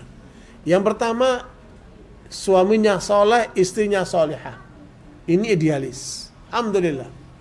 Kalau kita dapat yang seperti ini berarti beruntunglah kita. Ibu-ibu sebagian udah mulai ngantuk nih. Ya Bu. Kelihatan dari sini nih. Ya Bu. Setan sudah bermain. Ya Bu. Oke. Jadi pasangan suami istri semua dua-duanya apa? Soleh. Soleh. Yang kedua, suaminya soleh, istrinya bejat, nggak mau soleh, nggak mau taat sama Allah, ya. Seperti Nabi Nuh, Nabi Lut seperti itu. Kemudian yang ketiga, istrinya solehah tapi suaminya bejat. Nah itu seperti Firaun, sama apa Asia. Nah yang keempat, suaminya bejat, istrinya bejat. Ah seperti Abu Lahab. Makanya kita bisa menghadapi yang seperti ini dulu. Makanya target suami istri kalau ingin perannya bagus rumah tangganya, pilih yang mana Bu? Yang pertama. Nah, ketika kita mendapatkan ada kekurangan, kelemahan, ini yang harus diperbaiki Bu. Ya. Nah, dengan kita sadar itu, kemudian kita berusaha untuk mencapai yang terbaik. Ya. Kalau bisa seperti istrinya siapa? Syura Al-Qadi tadi itu. Keren banget. Ya. Sehingga tidak ada alasan untuk ribut. Dan semua masalah dalam rumah tangga itu kalau bisa diselesaikan bersama. Caranya apa Bu? Dialog, diskusi, ya Bu, saling menghargai, ya Bu. Dan kalau mereka punya komitmen bersama, sehidup sesurga, nah itu yang paling keren Ibu. Itulah ada pada surat Az-Zukhruf ayat 70. Ini terakhir Ibu. Akan nanti tanya jawab. Terakhir surat Az-Zukhruf 70. Udkhulul jannata antum wa azwajukum tuhbarun. Az-Zukhruf ayat 70. Az-Zukhruf ayat 70. Terjemah surah Az-Zukhruf ayat 70. Masuklah kamu ke dalam surga, kamu dan pasanganmu akan digembirakan. Bu, di surga tidak ada janda. Apalagi nenek-nenek, enggak ada. Ya Bu. Masing-masing akan masuk surga dengan apa? Pasangannya. Makanya yang di dunia nggak punya pasangan nggak usah khawatir, nggak usah kecil hati, ya. Karena di sana Allah akan berikan pasangannya. Jelas Bu? Yang masalah ketika pasangan di dunia, di surga nggak ketemu. Yang satu di surga, yang satu di neraka. Gimana ini? Kenapa kok bisa terjadi ini? Ya Bu? Saya ditanya sama ibu-ibu di Jakarta, Pak Ustadz, kalau bapak-bapak nanti di surga dapat bidadari, ibu-ibu dapat apa Pak Ustadz? Ya Bu? Saya nanya, lah ibu nggak kepingin ketemu sama suaminya di surga? Enggak Pak Ustaz, cukup di dunia saja ini. Di dunia saja udah kayak begini nih. Nggak punya komitmen bersama untuk ke surga, coba ini kan. Nah ibu jangan kayak gini nih. Ya Bu, harus punya komitmen sehidup sesurga. Jangan sehidup semati Bu. Ibu mati tinggal kawin lagi sama dia. Tapi kalau hidup sesurga dia akan jaga itu. Oke lanjut Ibu tanya jawab Bu, silakan Bu. Baik Ibu silakan mengajukan tangan dan Mbak Ping ini ya. Karena saya dengar dari panitia ibu-ibu di sini paling banyak pertanyaannya. Saya bilang kalau begitu paling banyak masalahnya. Ya Bu, silakan Bu. Assalamualaikum warahmatullahi wabarakatuh. Waalaikumsalam warahmatullahi wabarakatuh. Pertanyaan saya sedikit sama ada studi kasusnya. Jadi yang ingin saya tanyakan adalah bagaimana peran wanita, baik itu sebagai seorang anak, perempuan maupun seorang istri dan juga sebagai seorang ibu ketika dia dihadapkan dengan situasi atau kondisi mental health issue atau punya penyakit mental seperti BPD, kecemasan seperti itu. Bagaimana tadi seperti kata Ustadz, sebagai seorang wanita itu harus bahagia dan membahagiakan. Sedangkan jika terkena kasus mental illness seperti itu, kebetulan saya juga pengidap BPD dan sulit untuk merasakan kebahagiaan. Bagaimana kita bisa membahagiakan orang lain ketika diri kita sendiri itu tidak bahagia. Dan menyangkut sama surat An-Nahl ayat 97 tadi, caranya adalah salah satunya untuk beramal soleh, berbuat baik dan berkhidmat. Nah, kalau saya itu untuk membaca Quran sendiri atau untuk sholat itu merasa baik, tapi ketika sudah selesai sholat atau sudah ditutup lagi Qurannya, itu akan kembali merasakan kecemasan yang sangat amat cemas, bahkan ada ide-ide muncul untuk bunuh diri. Nah, bagaimana? Iya Bu, bagus Bu. Ya, lanjut. Ini pertanyaan bukan untuk ibu ini aja, bisa jadi dialami yang lain kan, nggak masalah. Ya Bu, bagus Bu. Jawabannya ada pada surat Yunus ayat 62 sampai 64. Yunus 62 sampai 64. Ala inna awliya Allahi la khaufun alaihim wa lahum yahzanun. Alladzina amanu wa kanu yattaqun. Lahumul busyra fil hayatid dunya wa fil akhirah. La tabdila li kalimatillah, dzalika huwal fawzul adzim. Coba ibu bacalah, ibu sendiri baca. Coba surat Yunus ayat 62 sampai 64. Ibu baca dulu. Mudah-mudahan itu terapi buat ibu. Dan kita semua ibu ya. Ya. Tetap ayat itu mengajarkan kita untuk bahagia ibu. Ya. Silakan. Oh baik bu, baik. Gak apa-apa nanti dibantu. Kalau ibu dibantu nanti dibantu, gak apa-apa. Terjemah. Ya silakan. Berlatihan. Terjemahan aja ya. Terjemahan aja. Ingatlah, wali-wali Allah itu tidak ada rasa takut pada mereka dan mereka tidak bersedih hati. Itu ayat 62. Untuk ayat 63-nya yaitu orang yang beriman dan senantiasa bertakwa. Bagi mereka berita gembira di dalam kehidupan di dunia dan di akhirat. Tidak ada perubahan bagi janji-janji Allah. Demikian itulah kemenangan yang agung. Jelas bu ya. Kalau supaya bahagia dunia dan akhirat, syaratnya apa? Jadilah kekasih Allah. Ya, gantungkan seluruh harapan ibu kepada Allah. Ya, ketok pintu langit. Saya mau tanya, apa sih harapan ibu-ibu ini kepada Allah? Apa sih harapan ibu kepada Allah? Banyak kan ibu-ibu kepingin rumah bagus, mobilnya keren, ya bu. Apalagi asetnya banyak, itu semua sarana ibu, bukan penting. Makanya Al-Quran tidak menyebutkan kebahagiaan itu kaitan dengan materi ibu. Materi itu nggak ada kaitan kebahagiaan ibu. Ya? Subhanallah. Sementara kebanyakan orang menganggap kebahagiaan itu di materi. Salah. Ada ibu-ibu kalau dapat duit dicus. Saking sukanya sama duit itu. Auzubillah. Ya bu, biasa aja ibu. Kan? Nah, makanya kembali Bu ya, kalau ingin tadi itu bahagia di akhirat harus menjadi kekasih Allah. Ibu punya harapan kepada Allah. Apa sih harapan Ibu? Saya bantu Bu ya. Menurut Al-Imam Al-Iz bin Abdus Salam dalam kitab Al-Qawaidul Kubra itu 2 juz, bahwa harapan orang beriman itu cuma 3 Ibu. Apa Ibu? Yang pertama, diampunkan dosa-dosanya. Kira-kira kita ini punya dosa enggak? Bukan punya lagi seabrek. Ya Bu. Nah, kita berharap apa? Allah ampunkan dosa-dosa kita. Yang kedua, harapan kedua apa? Meninggal husnul khatimah. Ya Bu. Apapun hidup ini terserah kepada Allah. Tapi yang kita harapkan apa Bu? Meninggal husnul khatimah. Ya. Nah, yang ketiga, harapan ketiga apa? Berjumpa dengan Allah di surga. Bukan cuma masuk surga. Berjumpa dengan Allah di surga. Kan? Kalau berjumpa dengan Allah di surga, itulah kenikmatan tinggi di surga itu, Ibu. Surat Yasin ayat 55 sampai 58. Inna ashabal jannatil yawma fi syughulin fakihun. Hum wa azwajuhum fi dhilalin alal araiki muttaqiun. Lahum fiha fakihatu wa lahum ma yad'un. Salamun qawlan min rabbir rahim. Keren banget. Ya. Silakan buat baca, Bu. Yasin, surah Yasin ayat 55 56 sampai 58.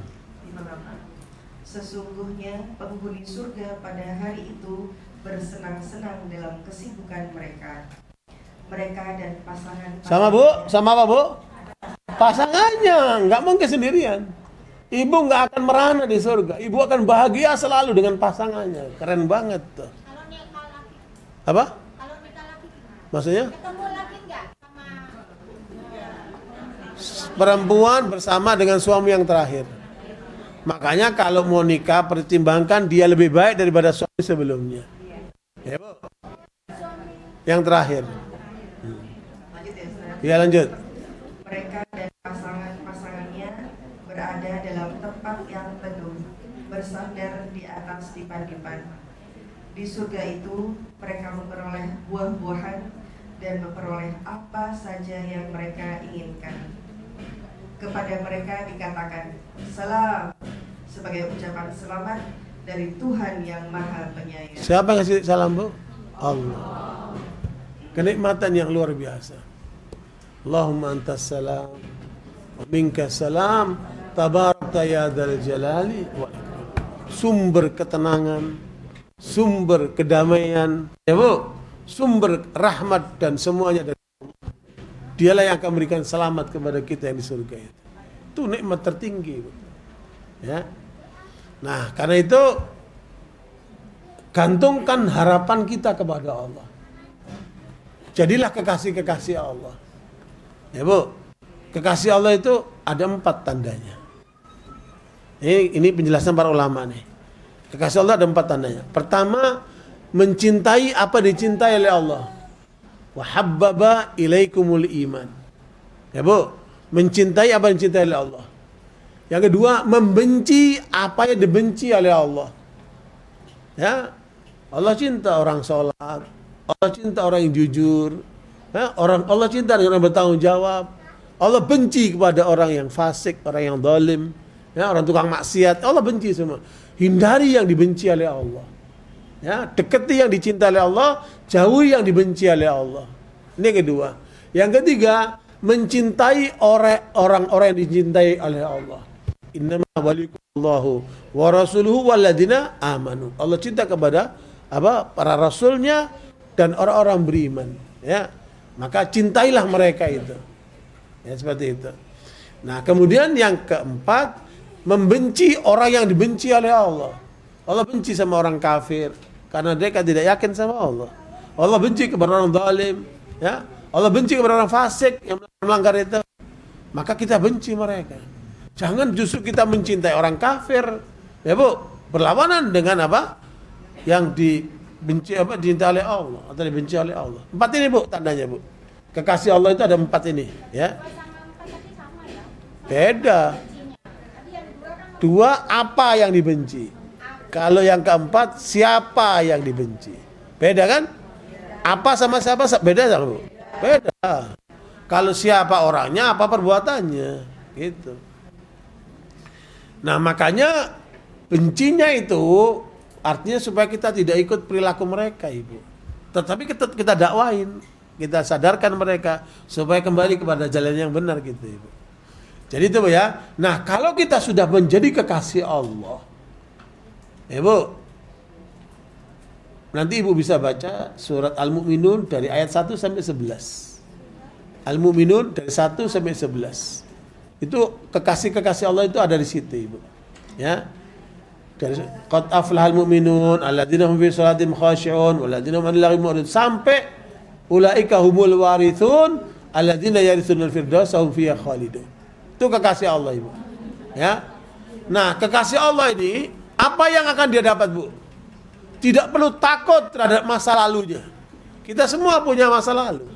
Kalau masa lalu itu tidak tertangani dengan baik, maka jadilah traumatik. Ya, Bu? Kita punya masa lalu semua ini, kan? Tapi ketika kita yakin sama Allah, kembalikan kepada Allah, ampunkan dosa-dosaku yang lalu, ya Allah. Ya kan? Itu adalah supaya apa? Terputus dengan masa lalunya. Selesai. Ya, Bu? Waman taba, surat Furqan ayat ke-70. Waman taba wa amana wa amila amalan salihah faulaika yubaddilullahu sayyi'atihim hasanat wa kana Allahu ghafurur rahim. Al-Furqan ayat 70.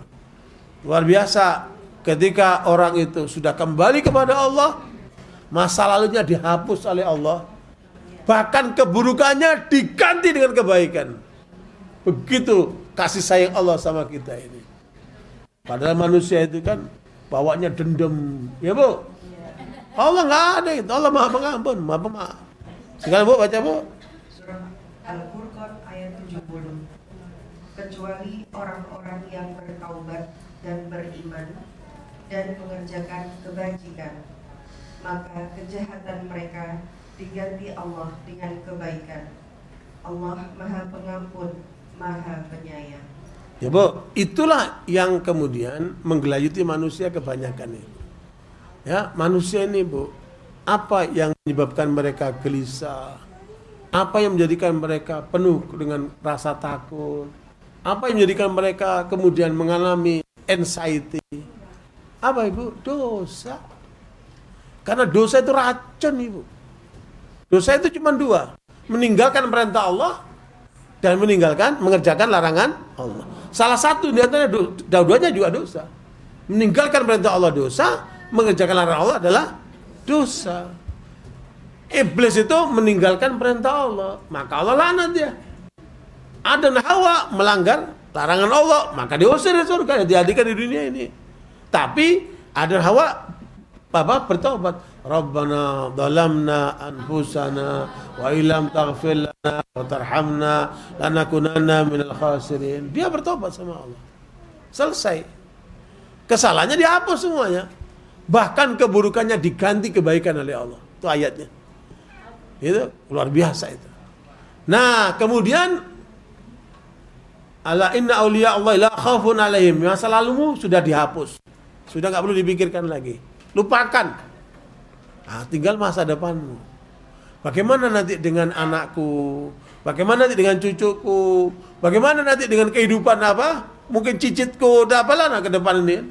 Masa depan yang akan datang. Dan ini yang paling juga menggelayuti banyak pikiran orang. What next? Ya, ini Prabowo mau bawa kemana ini bangsa Indonesia? Kan? Ini ekonomi ini masih tunggu apa gebrakan-gebrakan berikutnya ini, kan? Nah, itu lihat masa depan. Tapi bagi kekasih Allah tidak perlu dirisaukan. Ya, serahkan sama Allah. Sehingga kamu menjadi tentram, tidak perlu ada khawatir. Hidupmu dijamin sama Allah. Keren banget. Nah, tinggal dua hal yang Allah tekankan. Kamu akan menjadi kekasih Allah kalau kamu pegang dua hal. Alladzina amanu wa kanu yattaqun. Jaga keimananmu dan praktekkan ketakwaanmu. Luar biasa itu. Ya, jaga keimananmu dan praktekkan apa? Ketakwaanmu. Apa jaga iman itu? Kata Nabi, ya, idza sarratka hasanatuk wa sa'atka sayi'atuk fa anta mu'min. Artinya setiap orang beriman itu punya dinamika iman di dalam dirinya. Ketika dia berbuat baik, dia senang. Ibu datang ke pengajian ini, senang nggak ibu? Alhamdulillah, berarti iman ibu bagus. Tetapi ketika suatu saat ibu melakukan dosa, ya, ibu pakai lipstik umpamanya atau apalah itu, kira-kira ibu sedih nggak? Ya Allah, Ustaz nyebut itu lagi. Ya bu, kalau ibu sedih, berarti ibu beriman. Supaya nanti pengajian berikutnya nggak usah pakai lipstik lagi. Selesai kan? Ya bu, udah alasan bucapnya tinggalin semua itu bu. Oke bu ya. Jadi ibu sekalian, masa iman itu kata Allah, kata Nabi diukur dengan bila kamu berbuat baik kamu senang, bila kamu berbuat yang salah itu kamu sedih, kemudian kamu rubah karena yang benar. Inilah orang beriman. Ya, artinya tidak selalu ideal kan? Tidak hanya manusia mungkin bisa salah, ya kan? Jangankan ibu ustadznya salah, ya bu, ustadz juga manusia. Begitulah keadaannya. Makanya jangan terlalu over. Ya udahlah kayak gitulah. Jadi bu ya, pertama imannya harus dijaga.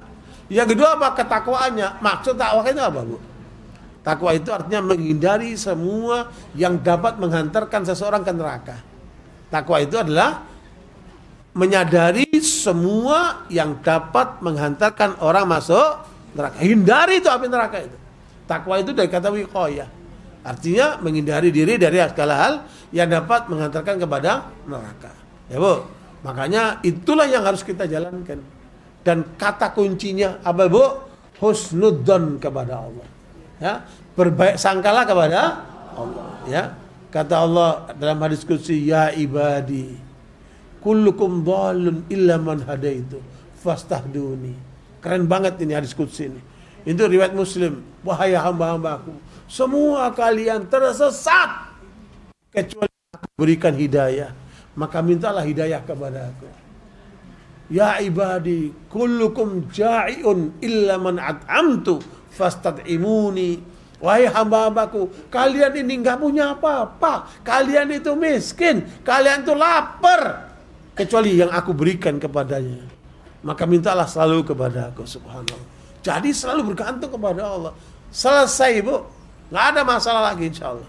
Ya, saya mau tanya, ibu mengalami derita, rasa takut, rasa cemas, rasa macam-macam itu, dibanding dengan ibu kena stroke, mendingan mana?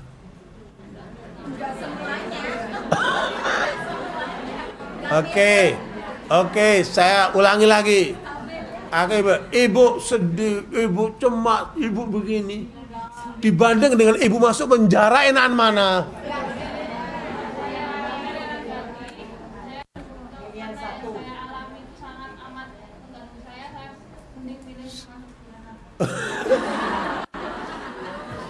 Bu, ibu belum tahu rasa penjara kan? Nggak enak. Ya bu, ibu kalau di penjara jauh dari suami, dari orang tua, dari anak, dari semuanya sendirian. Makanya jangan berharap yang nggak enak. Ya, ibu harus punya pikiran yang positif. Ya, ini tes aja, dites saja tadi. Ibu harus selalu berpikir apa?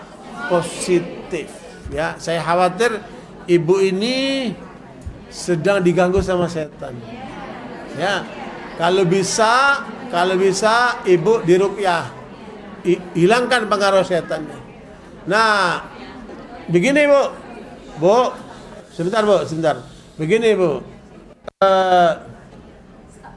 setiap orang ini ada setan di dalam dirinya. Bukan cuma semua kita, masih ada setan, kan? Ya. Itu surat Az-Zukhruf ayat 36.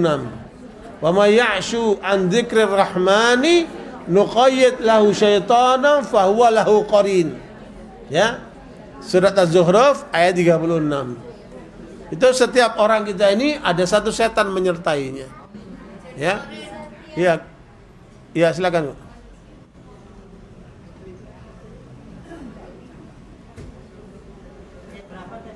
Az-Zukhruf 36.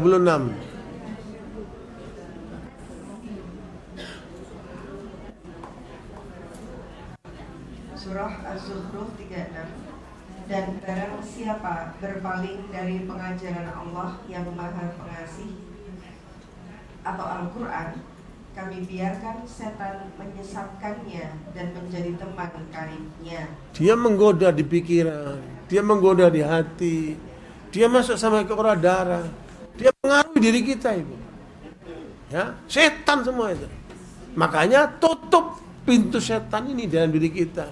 Caranya gimana? Nih Bu, dengerin Bu, caranya jaga wudhu. Setiap ibu batal wudhu, wudhu lagi. Ibu jaga wudhu supaya jauh dari pengaruh setan. Yang kedua, ya Bu, ini untuk semuanya ya. Ya, praktekkan ini Bu. Yang pertama baca Al-Fatihah. Ya Bu, apa Bu? Alhamdulillah saya trainer ruqyah nasional Bu. Jadi apa? Insya Allah apa namanya bisa dipraktekin. Ya Bu ya. Pertama Al-Fatihah. Seluruh Al-Quran itu bisa untuk ruqyah, tetapi ini ayat-ayat pilihan untuk supaya menyembuhkan dari seperti itu. Yang kedua, 4 ayat pertama surat Al-Baqarah, ya, sampai wa ulaika humul muflihun, ya, 4 pertama surat Al-Baqarah. Yang ketiga, ya Bu, ayat kursi Al-Baqarah 1255, ya, ayat kursi. Baca ayat kursi, ya. Nah, yang keempat, 2 ayat terakhir Al-Baqarah, Amanar Rasul sampai yang terakhir, ya, 285, 286 Al-Baqarah, ya Bu. Udah Bu? Itu diamalkan itu. Kemudian yang kelima, baca Al-Ikhlas 3 kali. Qul a'udzu falaq 3 kali, Qul a'udzu nas 3 kali. Ya Bu. Ya, Ibu kalau mengalami apa kegelisahan, baca itu Ibu. Terus Ibu usapkan di dada begini. Ya Bu. Insyaallah dijauhkan dari Allah segala penyakit itu. Ya Bu ya. Barakallahu fikum. Ya, pertanyaan lain. Silakan.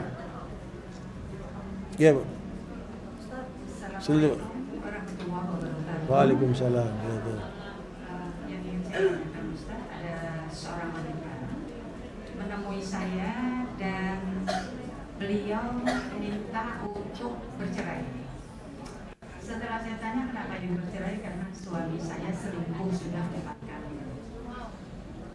Saya ingin ketemu sama suami. Mengapa sampai terjadi demikian? Ketika saya ketemu suami, maka suami mengatakan, istri saya Bu, sejak matahari terbit sampai terbenam itu hanya ngomel. Bagaimana saya? Ini pelajaran nih. Ya, Jangan suka ngomel. Terus? Bagaimana saya bisa kerasan di rumah? Kemudian saya tidak bisa menjawab apa-apa karena jawabannya ada pada jenengan berdua. Mendekatlah pada jenengan berdua itu saling evaluasi diri, ya apa dikatakan Ustaz tadi, bahwa kekurangan suami perlu dipahami, kemauan sebagaimana sore tadi yang mengatakan bahwa kita harus mengetahui sebelumnya apa yang diinginkan oleh istri, yang tidak disukai istri, yang disukai suami dan tidak disukai suami. Saya pikir komunikasi perlu ada dan saling mendengarkan dan saling menghormati ya Pak. Nah, yang jadi masalah mungkin saya berharap ada jawaban tambahan dari Ustaz. Barakallahu. Perhatikan Ibu, tidak ada satupun masalah dalam rumah tangga kecuali sebabnya ada dosa. Itu kaidah. Selingkuh itu dosa enggak? Dosa. Penyebab diam sampai selingkuh ada dosa enggak? Ada dosa. Maka bersihkan rumah kita dari dosa-dosa itu. Kalau kita ingin hidup bahagia, bisa bahagia orang lain. Karena dosa itu racun. Ibu mau dikasih racun? Nah, dosa itu racun. Ya, jangan sampai kita keracunan di rumah kita itu. Betapa nikmatnya seorang istri ketika dia bahagia dan dia membahagiakan pasangannya. Apa hasilnya? Pasti anak-anaknya anak hebat.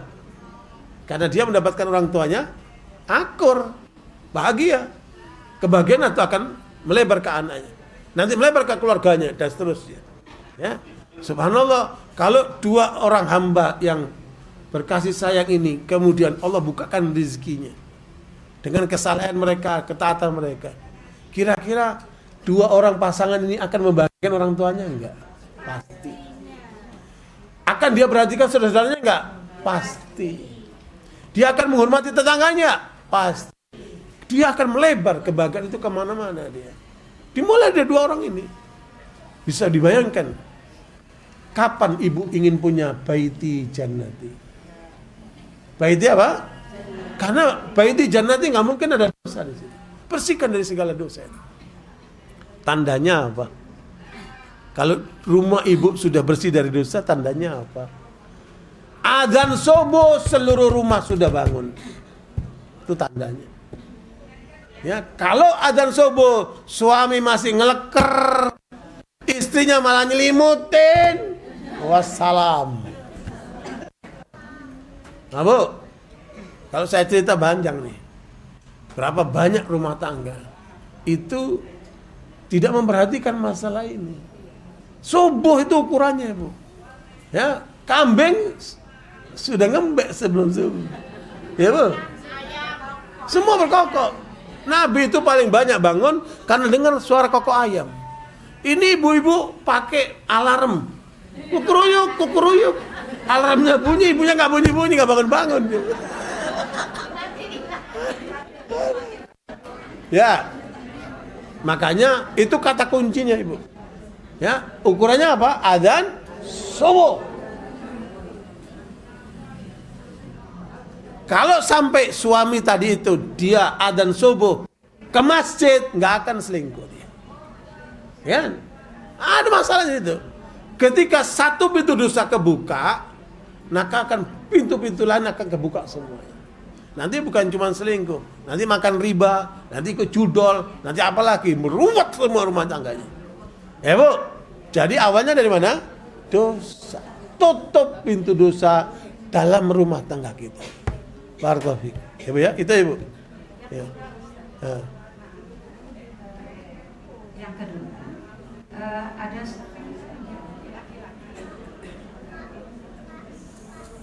seorang laki-laki menemui saya juga mengatakan begini, Ibu, saya sudah tidak bisa berbuat apa-apa terhadap istri saya. Kenapa? Karena istri saya minta bercerai. Bisa kamu katakan, kamu bisa nggak evaluasi diri? Kira-kira apa sebab istrimu minta cerai? Dia bercerita, saya melihat rasanya wanita ini masih perlu banyak belajar. Kenapa? Karena terlalu banyak menuntut. Diharapkan suaminya itu mau mengerti bahwa dia harus dibantu di rumah tangga itu. Jadi suami sepulang kerja harus memahami dia, kalau libur harus bersama-sama. Apakah itu satu kewajiban laki-laki untuk itu? Sampai hari ini perempuan itu mengatakan bahwa saya tidak bisa kembali. Saya sangat sedih karena anaknya itu membutuhkan. Ada 2 orang anak yang dimilikinya Korban. masih kecil-kecil. Korban. Itu Iya. apa yang harus dilakukan oleh laki-laki ini. Saya mohon dengan hormat dan sangat ibu, saya bisa kembali. Saya sayang istri saya. Kalau saya punya kesalahan, saya insya Allah akan memperbaiki. Iya. Yang diucapkan. Tetapi yang istri masih bersikeras. Iya. Jadi barakallahu fiik. Saya nggak tahu apa dibalik semua itu. Pasti istri itu ada yang terluka. Ya, makanya lelaki itu harus paham, jangan sampai melukai perasaan perempuan. Perempuan itu perasaannya lembut, kan? Ya, makanya Nabi mengatakan sebaik-baik lelaki yang terbaik kepada istrinya, ya.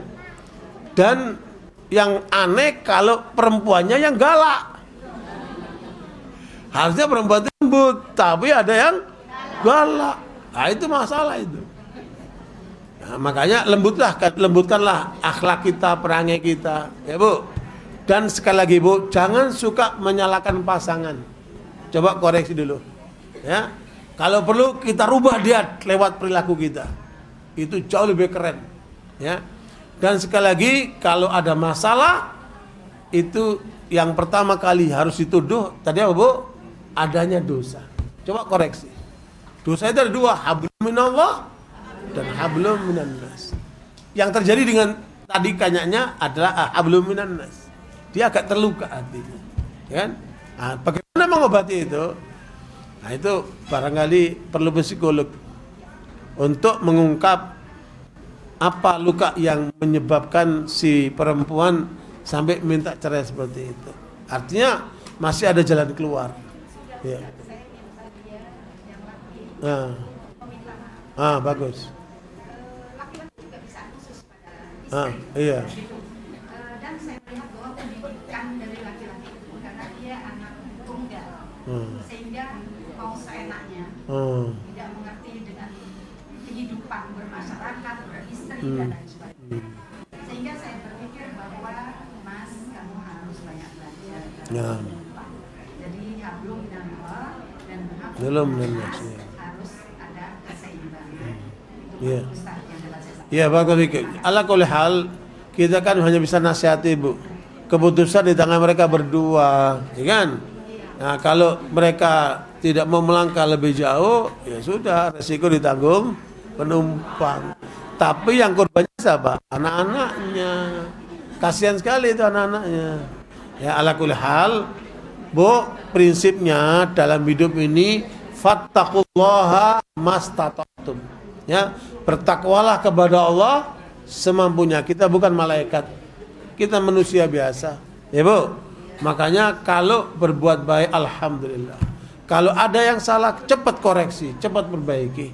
Kemudian apa, Bu? Terakhir, Bu, ya, terakhir, Bu. Ini kesimpulan saya. Kesimpulan saya dalam mengarungi hidup ini. Saya udah keliling kemana-mana. Ya, Bu. Dakwah itu dari Aceh sampai Irian. Ya, ngadepin masalah ibu-ibu itu seabrek-abrek.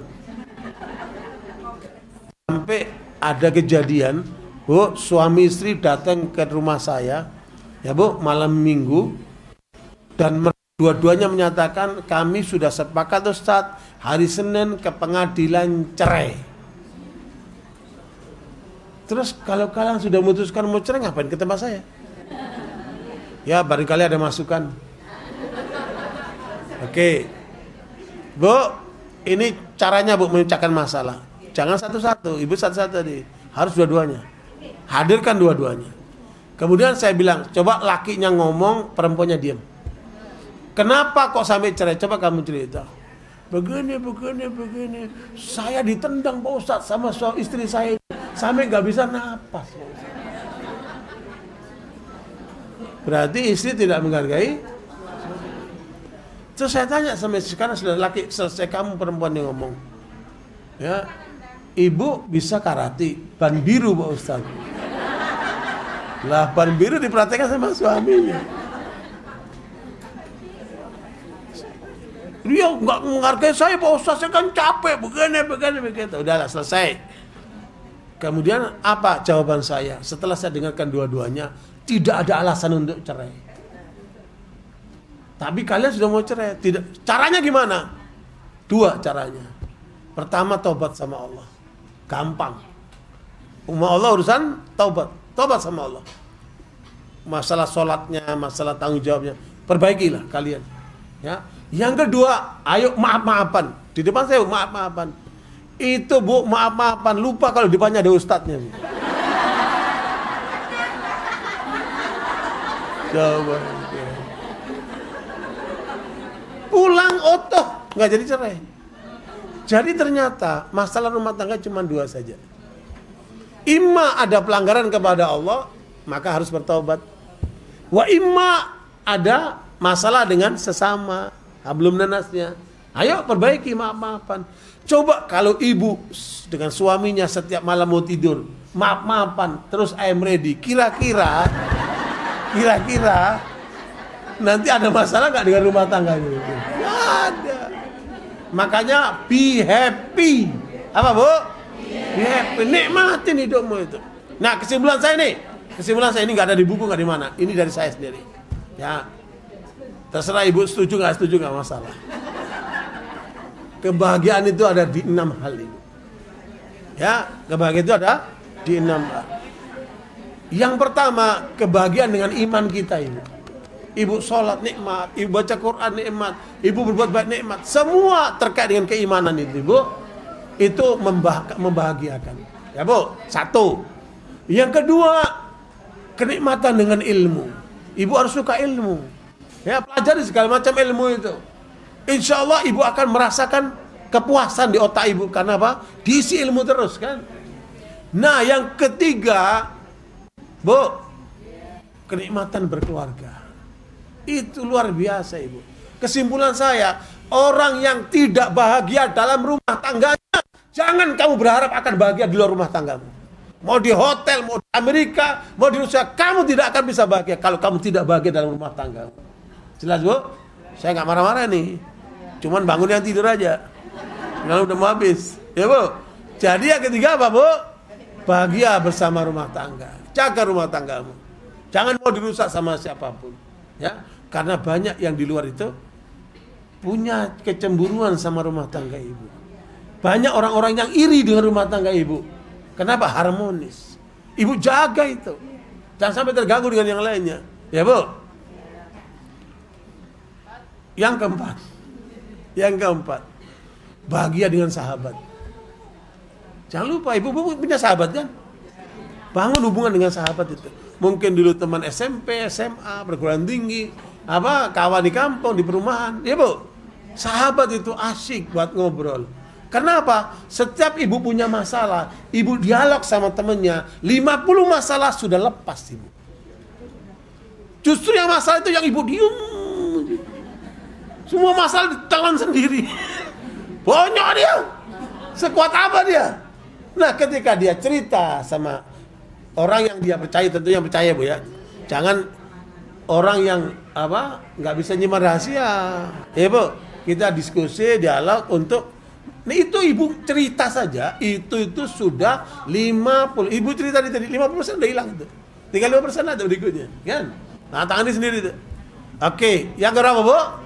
Yang keempat. Yang kelima, nikmatnya kuliner, nikmat makan sono, nikmat makan sono. Nah, kayaknya ibu-ibu yang setuju yang kelima nih ya. Kalau kurang bahagia kayak begini nih. Bu, nikmatnya apa? Kuliner. Ibu-ibu jago semua. Hah? Apa? Healing itu apa? Ya udah ibu lengkapi lah itu. Oke bu ya. Nah yang kelima, rekreasi. Rekreasi itu. Saya tanya nih, pengajian ibu-ibu Al-Falah sudah berapa kali rekreasi?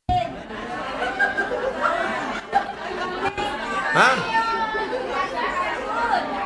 Bu, saya sarankan bu, ibu rekreasi umroh, lanjut ke Switzerland.